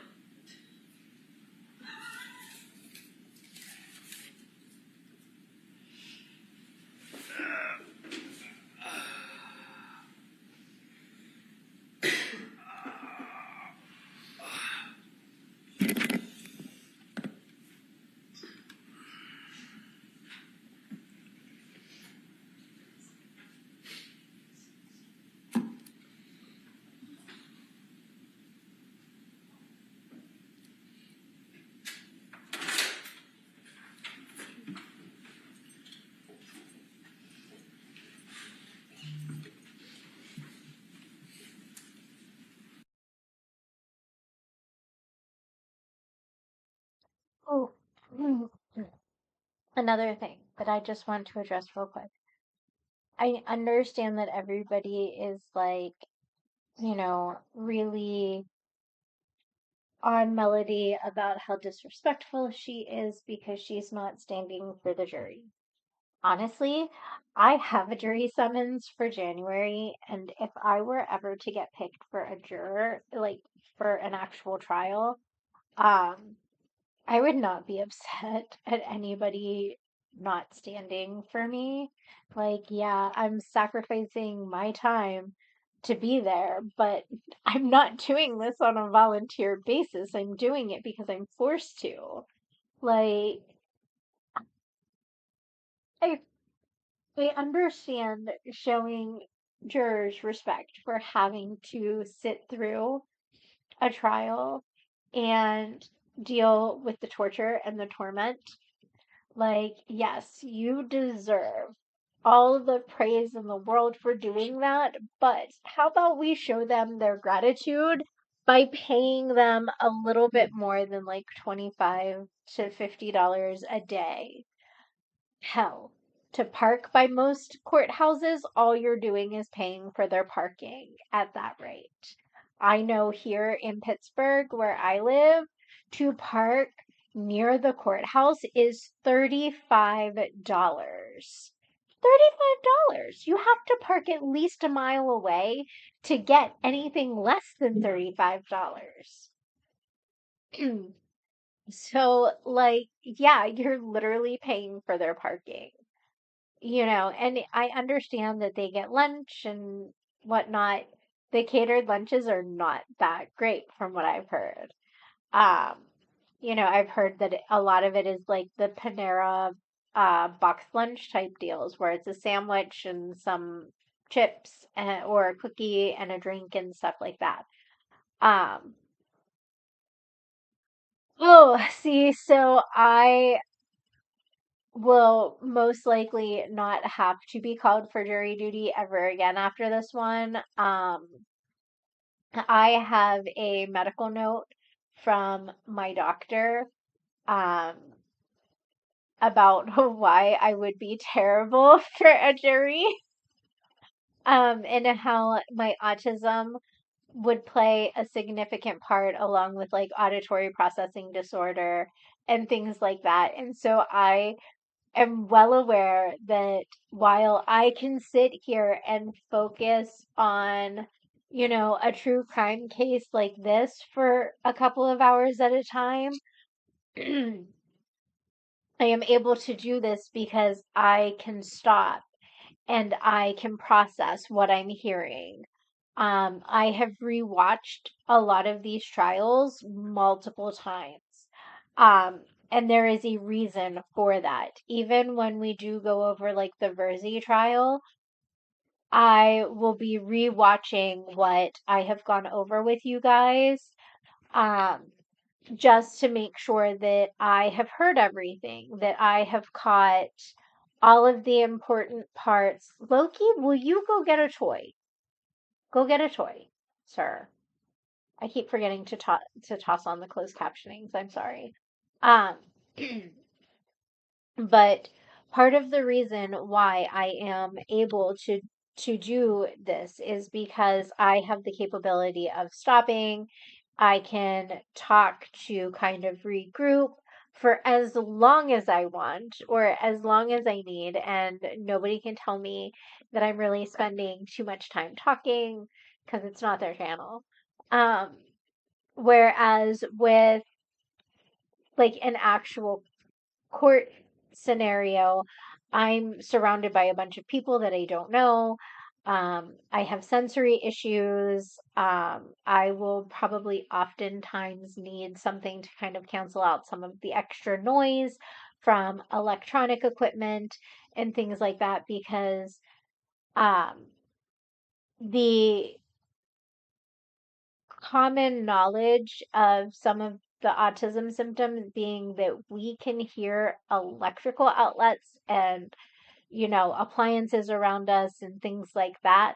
That is very much true. And as somebody who is a content creator explained it, because I've really struggled to be able to explain it, is everything is at the same volume. So the airplane that I hear right now is also equally as loud to me as the fan on my laptop, which is also as equally as loud as the extension cord next to my bed with 3 things plugged in and the buzzing that comes from the outlet that is right next to me, along with both outlets that are on the wall. And when my Xbox is plugged in, that is also usually making a noise. And I can typically hear even my dishwasher from downstairs the entire time it is running. And so it is very overwhelming. And that's just some of what I can hear right now. Like, that's not including the pet noises, that's not including, um, you know, the mini fridge and all the other stuff that I can typically hear. Oh, would you quit, Bear? You're the one that came up here. Bear's over here growling at Loki because Loki's trying to play and she doesn't want to play. And she knows if she's going to come up and bug me, then she needs to be prepared for her brother to play. But yes, so I would be terrible for jury duty, and I am very grateful that at the time that I am going to be called for jury duty, I will still also be in partial intensive outpatient hospitalization for my therapy stuff. So that also then disqualifies me for jury duty. Um, and I'm not going to say that I'm sad about it. I would not want the guilt of having somebody else's life or sentence or whatever in my hands. I do not want to be responsible for that. I hold enough guilt and shame for stuff as it is, let alone something where I decide the fate of somebody else. Forget it. I'd have a mental breakdown.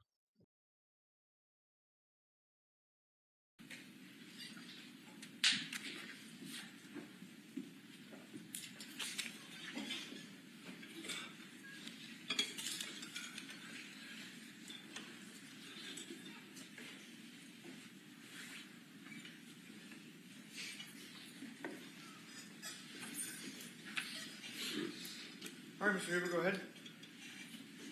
Thank you, Your Honor. Get him settled.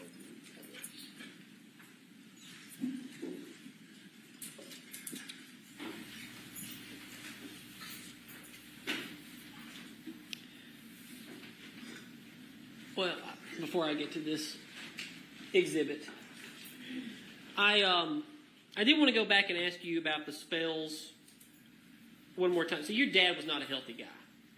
He had a CPAP machine, yes? Yeah. All right. I mean, nothing wrong with that. Yeah. But I'm gonna factor in a few other things. He drank a lot of Mountain Dew. You knew that? Yes, sir. Okay. How many cans a day would you say? I would say at a minimum 2, at least. Okay. More than that, probably, but I don't know how many. And you knew him to be a multiple pack a day Marlboro smoker. Multiple, I don't know, but I would say he smoked.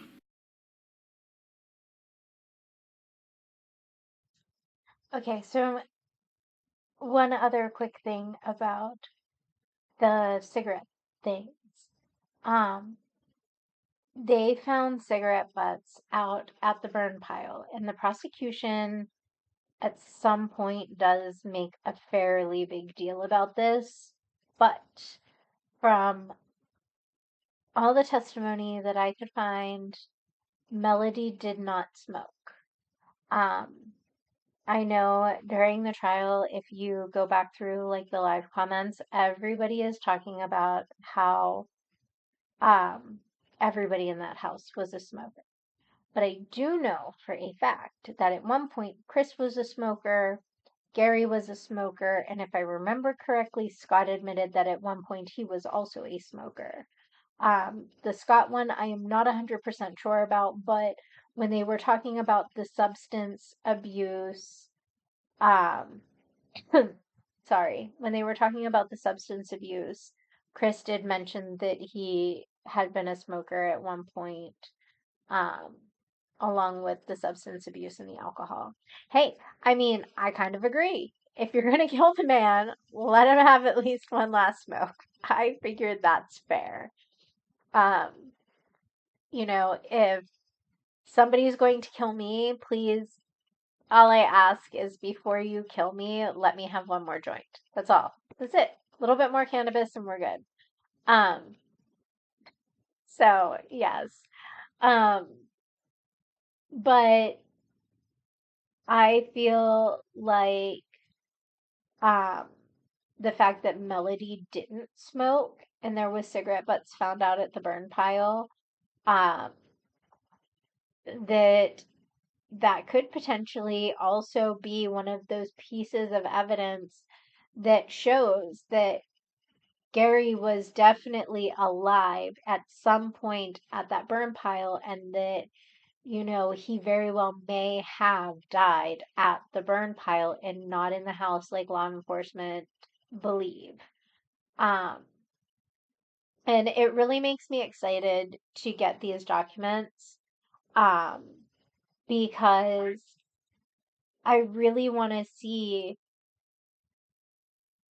all of the evidence, because what we're hearing at trial is just a snippet of the evidence that they have, because you can only submit so much, before you're starting to be repetitive with some things and before you're unnecessarily dragging out a trial. But I'm really interested to see how these go. Another thing that I eventually want to do is I do eventually want, if I can come up with enough money for it, I do want to get her or Melody's jail phone calls.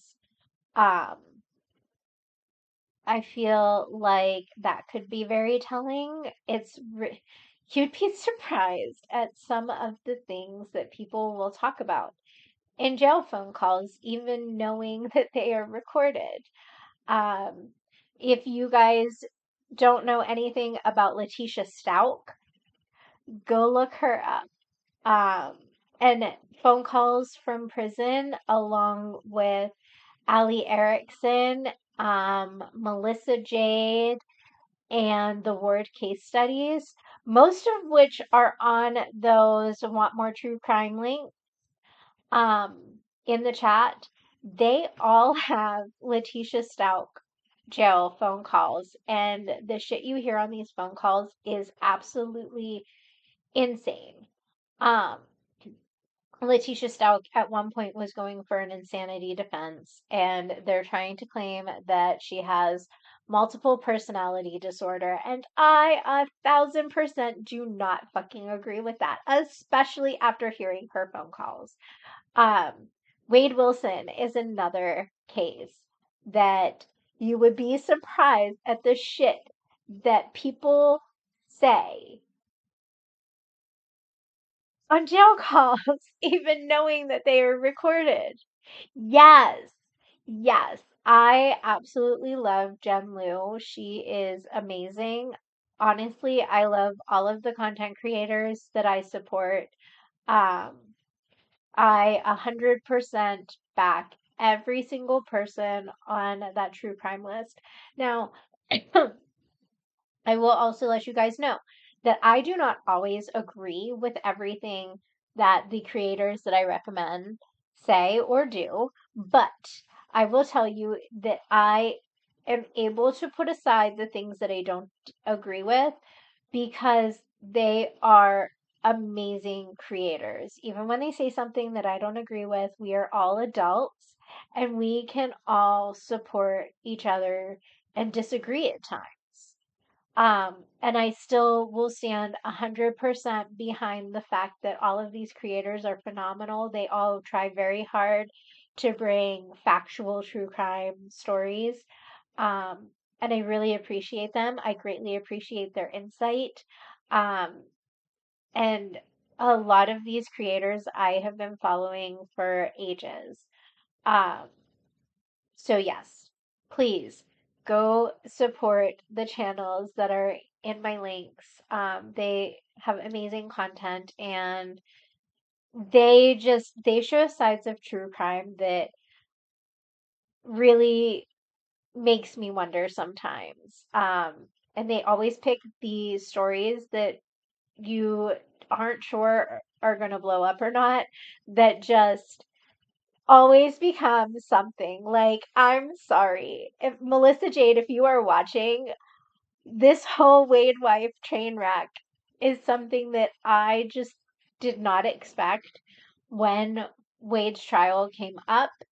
And like, I knew his trial was crazy. I knew the things that he was doing was crazy. When you and phone calls from prison broke those calls, Oh my God. And then when you all jumped into the Facebook group and you guys are on the Instagram, like I love it. I love it because you know, those are sides of true crime that most people don't realize that are aspects of it, and it's insane to see to some extent because you're seeing the continuation of some of these people's psychopathy. um is really the only way that I can think of to put it. Their psychopathy continue well past um their hearings and stuff like that. So I feel that if I could get my hands on Melody's jail phone calls, even up to now, that they could be potentially very telling. Um, so yeah. Another one that is a little on the crazy side is the Madeline Soto jail calls from Stephen Stearns. Some of those are just like another mind-blowing one because the lack of humanity in them is just shocking. Um, the amount of empathy for Stephen Stearns is shocking. Same thing with the Wade Wilson calls, too. Like, the amount of empathy that people have for Wade Wilson is beyond me, especially considering he admitted that he wanted one of his victims to look like spaghetti, which is so disheartening because he even mentioned this in a jail phone call that was recorded. So, how people still have empathy for him and think that he's a good guy is just beyond me. And I just, I feel that there is a lot more hiding in the evidence that we don't get to see at trial. And I feel like it could potentially give us a more full picture of who Melody Farris is, what she's potentially capable of, who Scott Farris is, what he's potentially capable of, um, who Chris Farris is, and what he's potentially capable of. Same thing with the girls. Um, And I think it will also give us a better idea of like who Rusty Barton is and Martha Barton and Jenna Ferris and all of that. Um, because again, we're only getting a glimpse. And even if Chris or Scott did have something to do with this, as I stated before, they're not just going to sit up on the stand while their mother is on trial and they're potentially this close to getting away with murder and be like, oh yeah, I definitely killed my dad, or I definitely know what happened to my dad, and it wasn't my mom. Like, they're just not going to do that.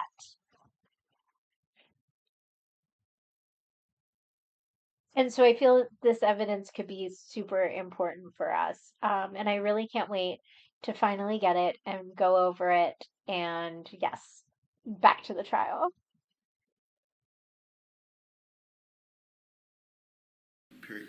Frequently. Okay. Well, this jury has seen a picture of a trash can that was full of nothing but Mountain Dew and cigarettes. Sure. Okay. So you wouldn't describe him as the picture of health. No, sir. Okay. So it's reasonable that he could be having some health issues based on these spells. Sure. I mean,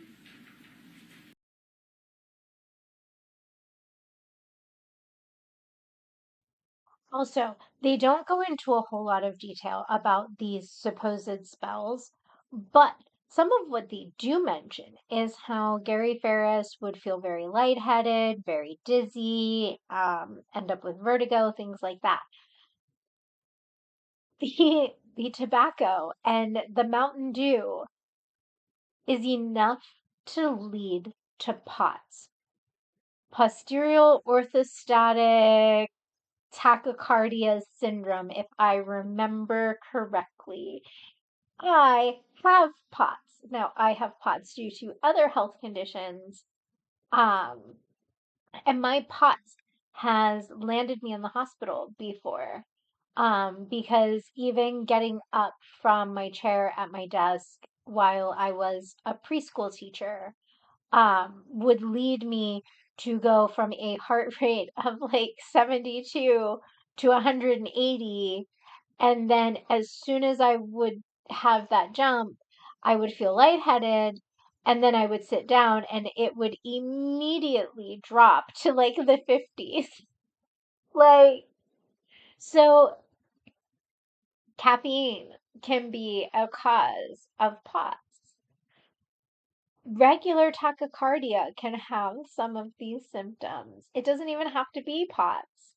Just POTS is the most common thing that I can think of, along with tachycardia, regular tachycardia. Um, I didn't, but I did hear a little bit about the eye drop murder case. That is one that I do eventually want to go back and watch the trial for in its entirety. If you guys want, I will go ahead and add that to our list of cases that I want to cover in their entirety. Um, I will also be going through um, the Piketon murder stuff as well, but I'm going to go through that um, after the Nicole Verzi trial, because the Nicole Verzi trial is one that is specifically here. Um, it is really close to home for me. It was one that I was hoping to be able to go see in person, um, at least for a little bit. Um, but because of partial intensive outpatient hospitalization for my therapy stuff, I will be unable to go. Um, but my mental health is super important. Um, had this even been September, I would not have said that. So I guess therapy is working. Um, I'm a little disappointed that I don't get to go see the Nicole Verzi trial in person, but I know with all of the lovely cases coming out of Pennsylvania lately, including, in case you guys haven't heard, the potential shooter for the United Healthcare CEO, Brian Thompson, has been arrested. He was a 26-year-old man, Luis Mon something. Um, I apologize that I do not have, aha, Luigi Mangione. Um, and he is from Altoona, Pennsylvania. So about an hour and 20 minutes, hour and 40 minutes from me. Um, and then, we've made a name for ourselves with one of the attempted assassinations of Donald Trump. That shooter was from Butler, PA. No, not Butler, near Butler. Shit. Closer to me, not Butler. Um, but yeah, he also was from near me and in Pennsylvania. And so Pennsylvania is making quite the name for itself in the political headlines these days. So I'm sure that it won't be very long before another high profile murder case comes to Pittsburgh. Um, Also, for those of you, because I know I've had a couple people, um, oh, you're silly, Chris. Um, it really wouldn't surprise me if Luigi lost his shit coming in second to Mario, to be honest. So, yeah, like Mario and Yoshi, like they take the cake, and I could totally see Luigi snapping one of these days. Is that how Waluigi was born? He was Luigi gone rogue. Sorry, I nerded out there for a second, but so thanks, Chris. Um, so I'm sure that it's not going to be long before uh somebody is on trial again in the headlines. And I know that a few of you have messaged me to ask about what happened with the shooting that was behind my house. I apologize. I have not had the mental capacity to really answer you guys and address some of this. And to everybody who's still waiting in my inbox for answers, I'm sorry. Um, I'm hoping with the fact that my mental health is improving slightly that I'll eventually be able to get to you guys. Just bear with me. I see your messages, they haunt me. I'm trying desperately to have the energy to answer them. But I'm not a very social person to begin with, and social interactions drain a already very low social battery. Um, so I try to focus on the things that will make me feel better. And so being live with you guys is one of those things. I have also recently gotten my lazy ass back in the gym. I went yesterday and today, 2 days in a row. Give me a whoop.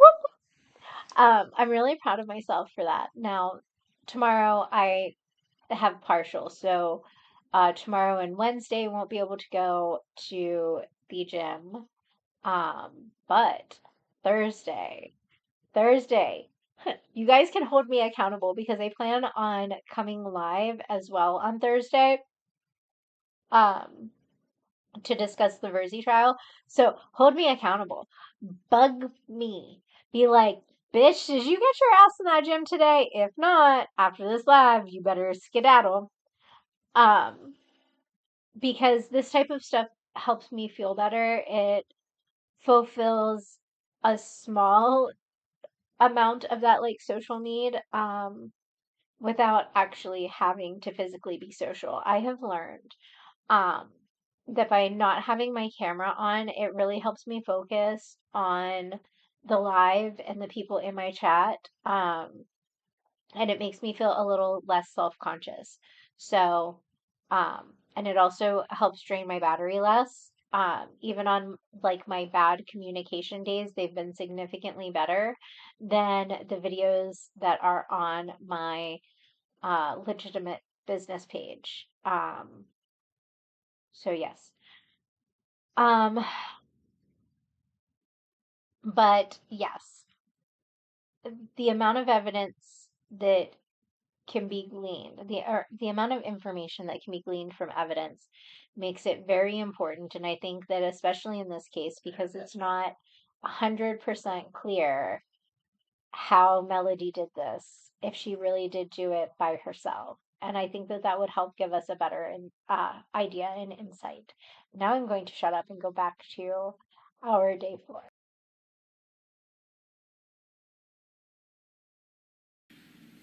That's what I initially thought they were from.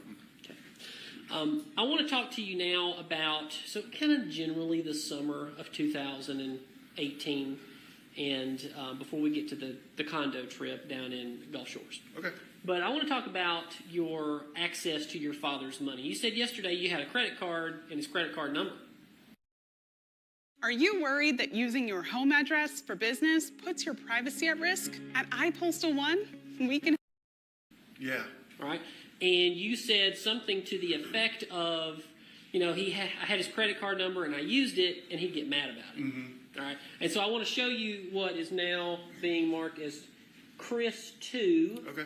And I would ask to admit that over no objection. That's Chris 2. All right. And okay. Can you, the phone number, source address 678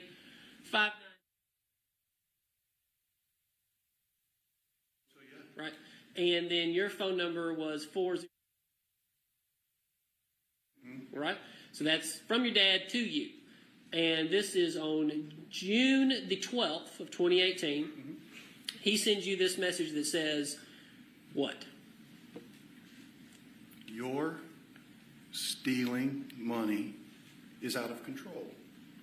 I will change my accounts.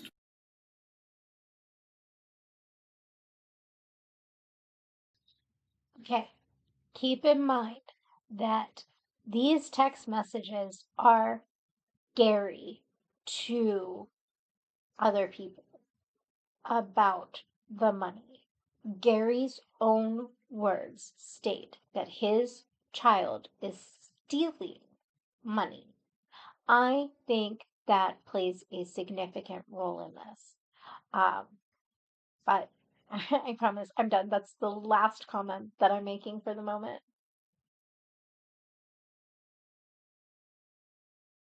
Tomorrow. Okay. So what happened there? Did you ever talk to him on the phone about that or anything else? I don't remember. I never talked to him on the phone about it. What did you do? I mean, if my dad accused me of stealing money, I think I'd be shocked. Well, my dad, he could cut pretty deep with his words when he was upset with me. All right. So what did you do? I don't remember. All right. Because you'd used his credit card before without his permission, as you said yesterday. Yeah. And I'm just saying this, and the statute of limitations is long past. You know that's a felony, right? I'm not an attorney. I'm not law enforcement. I don't know. You take somebody's credit card and you spend their money without their permission. That's a theft, right? Yeah, but he would also allow me to use it too. So, I guess, I don't know. Okay.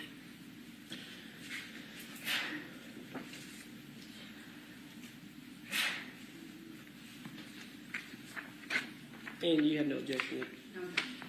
Now I'm going to show you some messages. So as June went on and you kind of talked about the condo trip, and maybe that was something that you were trying to help make up with your dad after this fight about him accusing you of stealing his money. No, that was not the reason. Okay. All right. I'm going to show you some text messages. I've got them marked Chris 3, Chris 4, and Chris 5. And I'm just going to, it's between you and your dad. Okay. So this is about a week and a half, 10 days after the stealing message. So from you to your dad, your source address, your 404. The source? Oh, up here. Yeah, you oh, see that? Right. Okay, I see. I'm sorry. All right, so you've sent what appears to be a VRBO link. Correct. Yeah. Verbo, I don't know what it's called. Which one is it? Is it just called VRBO? I think it's VRBO. Okay, all right. All right, so the next message, and that was sent on 6/22 at 15:57, probably UTC time, so we'll have to get into all that later. But is your dad responding? Saying, I like that building? Yeah. Okay. Because he tasked you with getting a condo picked out, and he was going to buy it. All right, so what's the next message? From me? Yep. It says, well, yeah. I mean, I think that was it's a building in Gulf Shores, or Orange Beach. It's like, well, yeah, it is a nice building. Okay. What kind of building? How big was it? I mean, you said it was... Oh, well, there were two buildings we were looking at, so I'm not exactly sure. I don't have I have the link to it, but there was the turquoise and there was the Phoenix. Both are nice, so I don't know which one. But they're big, I mean. Yeah, they are big. And in one of the interviews, again, you were interviewed many times by Hayes and Kuykendall. In one of the interviews, I believe you used the word that this was a place that I could never have afforded, but Dad bought it for us. Well, rented it. Rented, yeah. Right, yeah. Right, rented it. And you offered in this message, I believe you say, go ahead and tell what you said. I said, if you get the condo, I'll cover the dinners out and fishing if we want to go. Okay.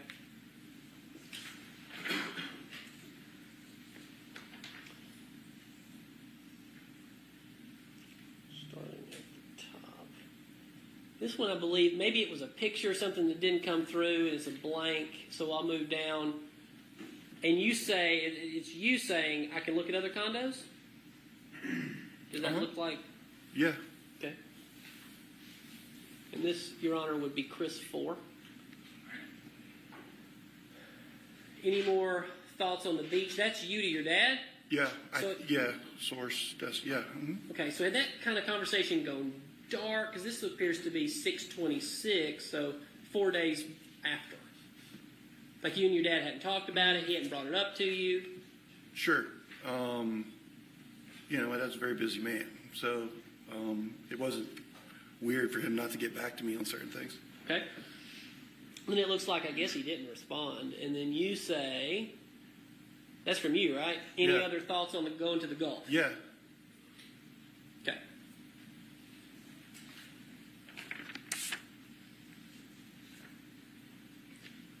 Then, this is from your dad to you. He finally responds and says, talk tonight. Hmm? And then you say, good place? Or he says that? Source address. That's me saying good place. I don't. Oh, you know what? I know what that's about. Okay. What's that about? It's a place in. It's called Adele's. I don't know if it's still open. It used to be a really good Cajun place in downtown Roswell. I think because I was supposed to go eat with him on his birthday, and then I had to work late and ended up not being able to go. And what was his birthday? It's right there. It's June 27th. Okay. So that was his birthday that day. Yeah. Mm-hmm.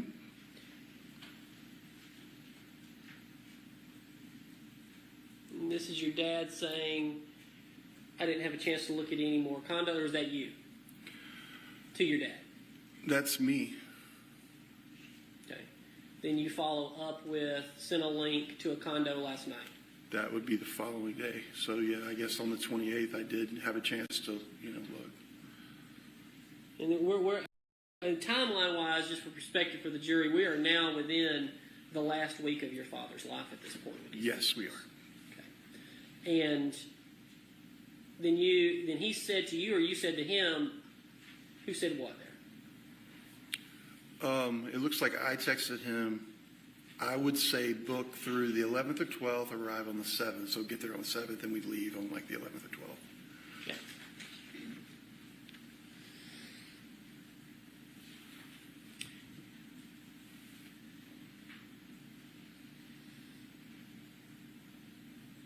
So this is again a message from you to your dad. Could you read it? 7th through 11th are available dates.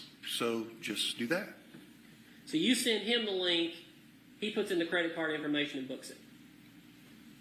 Yes. That's how that went? Uh-huh. Okay. And then he says,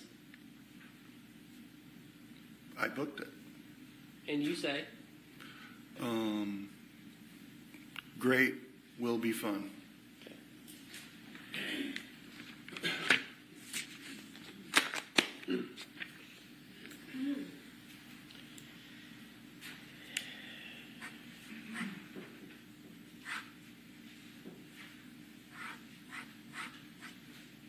you would, of all the children, you would use your father's money the most, would you not? I don't know that. I mean,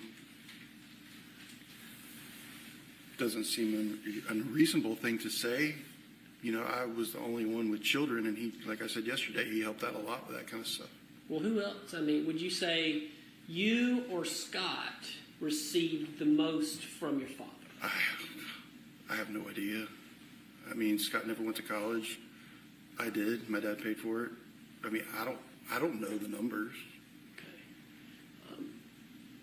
But if you had to say for this jury, you or Scott received the most money from your dad, who would it be? I don't know.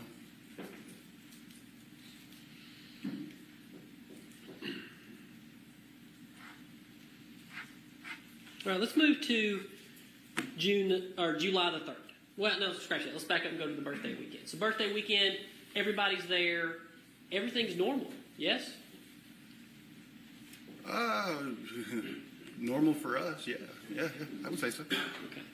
And, you know, you say normal for us. Y'all were, it has been used and alluded to this term of a Farris wheel. Have you ever heard that phrase? No. The drama of the Farris wheel. No. You've never heard that? No, sir. Well, you've heard it now. So why was it not normal for you then that weekend? What do you mean? You said it was normal for us, but not normal. Well, my father had communicated to me how upset that my mother was that we were going to the beach. So there was some tension there. You know, he didn't want me to really talk about it because she was very pissed off. Right. Because less than a month before, you had been caught stealing off of their credit card. Wait, can you explain what? Oh, I'll ask it again. So, you make it unreasonable that your mother would be upset that your dad has bought you a trip to go to the beach, but a month before, you were stealing from your parents. So here's my question. Okay. It's not unreasonable for your mother to be agitated at that point. Well, I think what was kind of funny to me was I talked to my mother about it, and she never said anything to me about my dad wanted her to go. I wanted my mom to go. Well, kind of. I wanted my mom to go because my dad wanted my mom to go so badly. He said, we've been through all this. I still love her. And I asked my mother, I said, hey, we're going to just come on, And she's like, well, I've got stuff to do.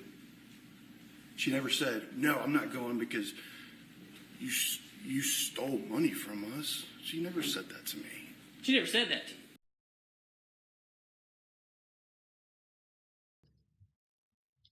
Okay, so just because Melody didn't specifically say you stole money from us, so I refuse to go, does not mean that she didn't have a right to be upset.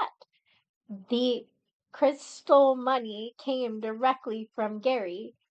The text message about him stealing money and Gary going and changing all of his account stuff the next day was the month prior to this vacation getting booked.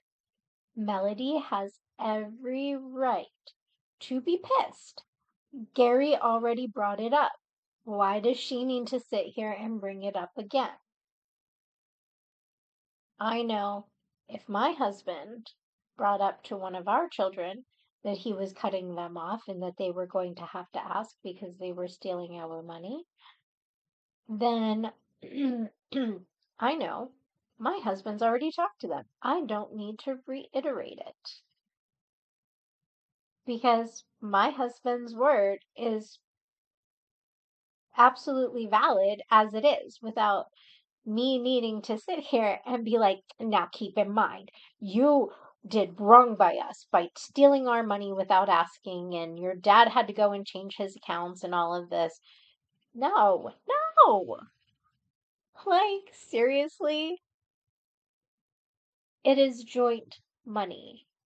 But as a parent with multiple children, you do not override your spouse's authority. The moment you start overriding your spouse's authority with your children is when they then start to develop this sense that, only mom or only dad is the end all be all say.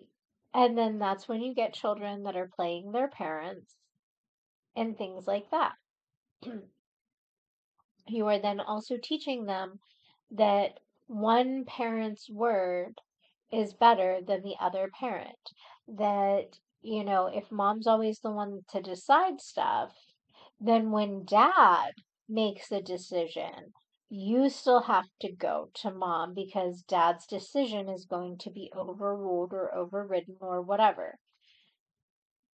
That is a divide that, if it is in your family dynamic, really needs to be looked at. Because you should never be overriding your spouse's opinion. I totally understand not being on the same page as your spouse, but that is why you sit down and you talk about your parenting styles before you have kids And you sit here and you come up with common ground rules. You come up with compromises that can benefit both people in the family and both parenting styles. My husband and I have completely, totally different parenting styles. I will yell at my kids. I will give my kids repercussions for the things that they do wrong. I will also have discussions with my children about the emotional and social aspects of what they did. I will often be the one to sit down and be like, okay, well, how did it make you feel when this person said this to you? Or how did it make, how did it make you feel that, your brother was mean to you? And then I'll go and talk to the other person and be like, okay, how did whatever that led up to you being angry at your sibling and you lashing out, how did all of that make you feel? And then what can we do to not have the reaction that we had with our sibling or whatever? Where my husband is very much just the, have a talk with the kids, don't really ask so much about how they feel about it, just kind of give the why it was wrong, and he never yells. He's only even ever lost his temper with me 6 times in 6 years. We are hitting once a year, I get some sort of spiciness from my husband. Um, Otherwise, my husband is very quiet, um, very jovial. Um, as he put it, a little bland, but I don't really think that he's very bland. Um, he's a big smart ass, but he is just a very jovial, patient person. Um, versus me, where I am your typical Aries. I am very temperamental. Um, I am very opinionated. Um, yeah, my husband's not any of that. He's not very opinionated. Um, you know, you kind of have to drag stuff out of him. He's just a very quiet man. Um,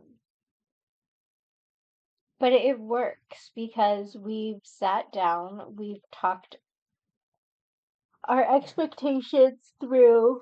Oh, sorry. We have talked our expectations through. We have come up with ground rules that we, expect to be the same for all 3 kids. Um, and this doesn't work just for a blended family. This works for many families. It's kind of the approach that you have to take, whether you're a blended family or not, to alleviate one child feeling like a favorite. Um, and to eliminate having one parent be a favorite or one parent having all of the say in parenting those children. So, it doesn't surprise me that Melody did not go to the kids and be like, look, this is what you did and all of that, because then it makes it seem like Gary's authority is less authoritative and Melody's is more authoritative. Yes, I agree. I absolutely agree. Um, Honestly, I give a shout out to all of the neurodivergents, no matter what their sign is, because, we all have things that make us absolutely amazing, and we all have things that make us a work in progress. And it's part of the beauty of life and entirely worth celebrating. Um, so yes, but I totally go with you on that one, Chris. I am all for the neurodivergent Aries being the shout out for that one. Right. But that's a reasonable thought. I guess it could be reasonable. I mean, Yes? guess what? It's reasonable? I guess a certain person maybe could think it's reasonable. I'll give you that. Okay. Other than that weekend, y'all did the normal stuff. Y'all rode around on the RTV. Yeah. Did y'all grill out? My brother smoked some barbecue. Yeah. Birthday cake. I'm sure yeah, my dad was a big fan of caramel cake. Yeah, there's probably one involved.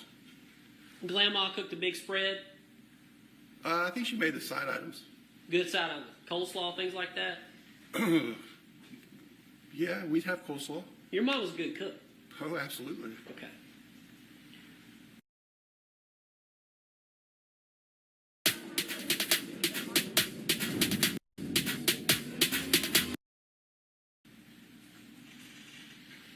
So was that the Saturday of that weekend or Sunday? Which we've actually got a. So it would have been Saturday, Sunday, July the 1st, or Saturday. Last day. I believe it was Saturday. Okay. How long were y'all there that day? Oh, I would say, because I went to Academy to get his gift, got there, I'd say for at least a couple hours. All right. And Amanda and Chad were there. Yes, sir. And Cameron? I can't remember that for the life of me, but I kind of think she might have been. I just don't remember. So Emily and Chris were there. Yeah. Chris Payne. And Olivia, the Yes. baby. How old was Olivia at that point? She wasn't even a year.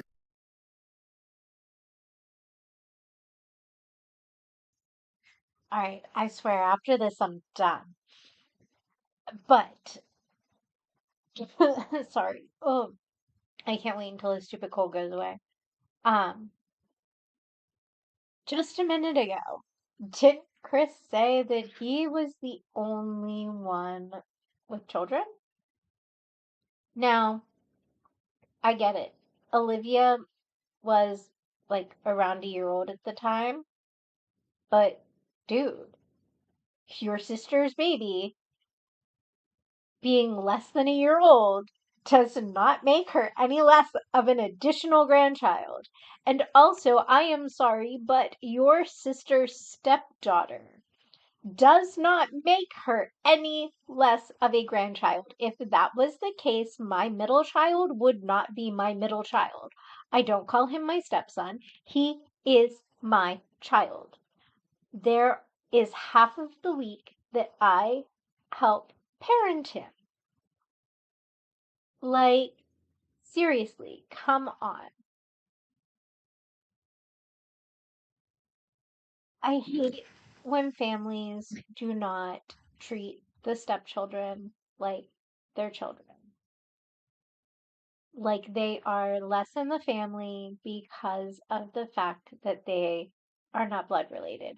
That ticks me off to no end. It is the mama bear in me, it is the Aries in me, it is the fact that things have to be justified.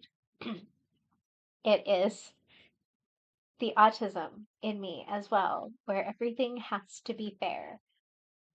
And these are children. These children did not ask to be born. They did not ask to have their parents split up.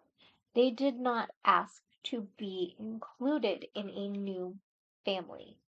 They are equally as important as the children that are blood related to that family.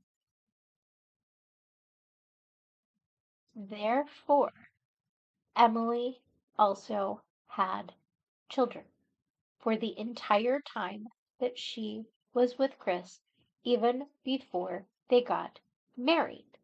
My middle child did not become my middle child in September. He has been my middle child for the last 6 years of his life. Almost 7. So, yes, this just irks me. And it probably irks me more than it should. But you don't deserve all of your parents' financial assistance because you don't see your sister's children as valid grandchildren to your parents until they are of a certain age. And I don't know what that age is. But clearly, a year old, it doesn't cut it for Chris. You're not a human being quite yet to the Farris family. Now, I'm sure that Grandma didn't feel that way. I am sure that she adored Emily's baby as much as she did Emily's stepdaughter, because it really seems like Melody stepped up and tried to be an incredible grandma to Cameron. Technically, she didn't have to take Cameron, and yet she still took Cameron as if Cameron was her blood grandchild. And I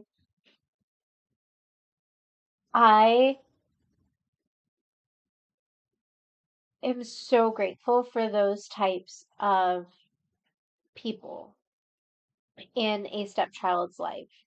Um, I grew up in a really crappy situation, and even my stepdad's family never really um, took to me. They treated my baby brother, who was blood to them, completely different than they treated me.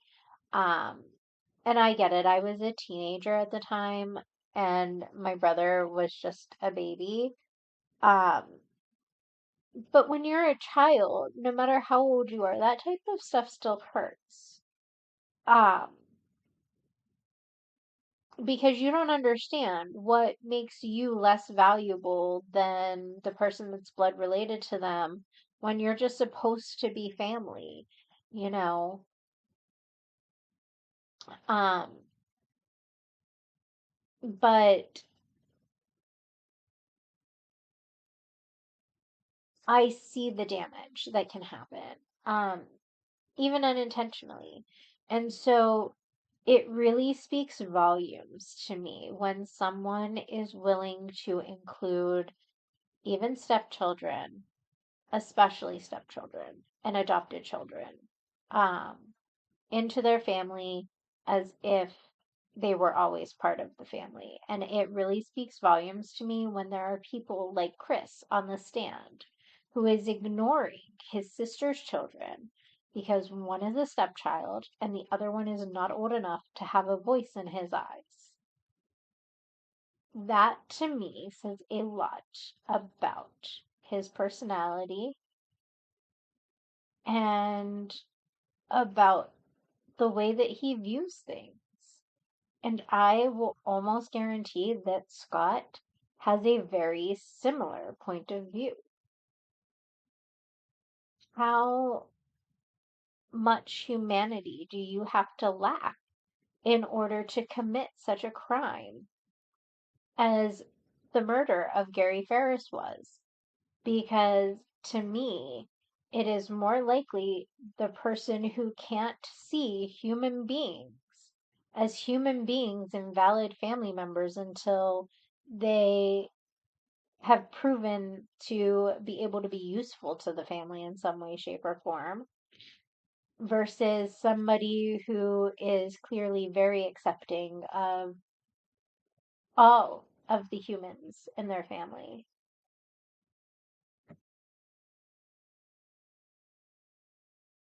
Year old yet. She was still in a bouncer, like bouncing around. And I remember recording videos of. So she wasn't even a year old. Okay. And the girls were obviously still up in Maine. Correct, yes, sir. Coming down on Tuesday. So anybody else there? Scott. Scott was bring a there. date.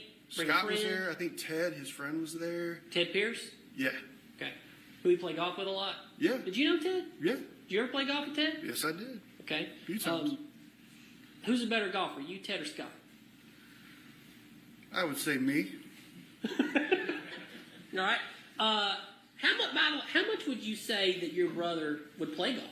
Or like that? I know he'd go play golf with his friends a lot more than me. I was always trying to get him to play, but our schedules, it was hard for me to play a lot as much as I would want to. But I knew he played with his friends. Like a lot? Like every week? Oh, I don't know that. To me, a lot is playing every month. Once a month, to me, is a lot. So.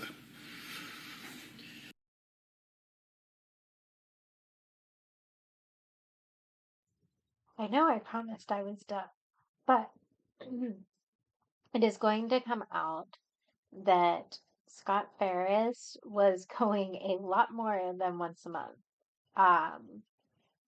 He was spending roughly $60 to $90 a month, if I remember correctly, on golf.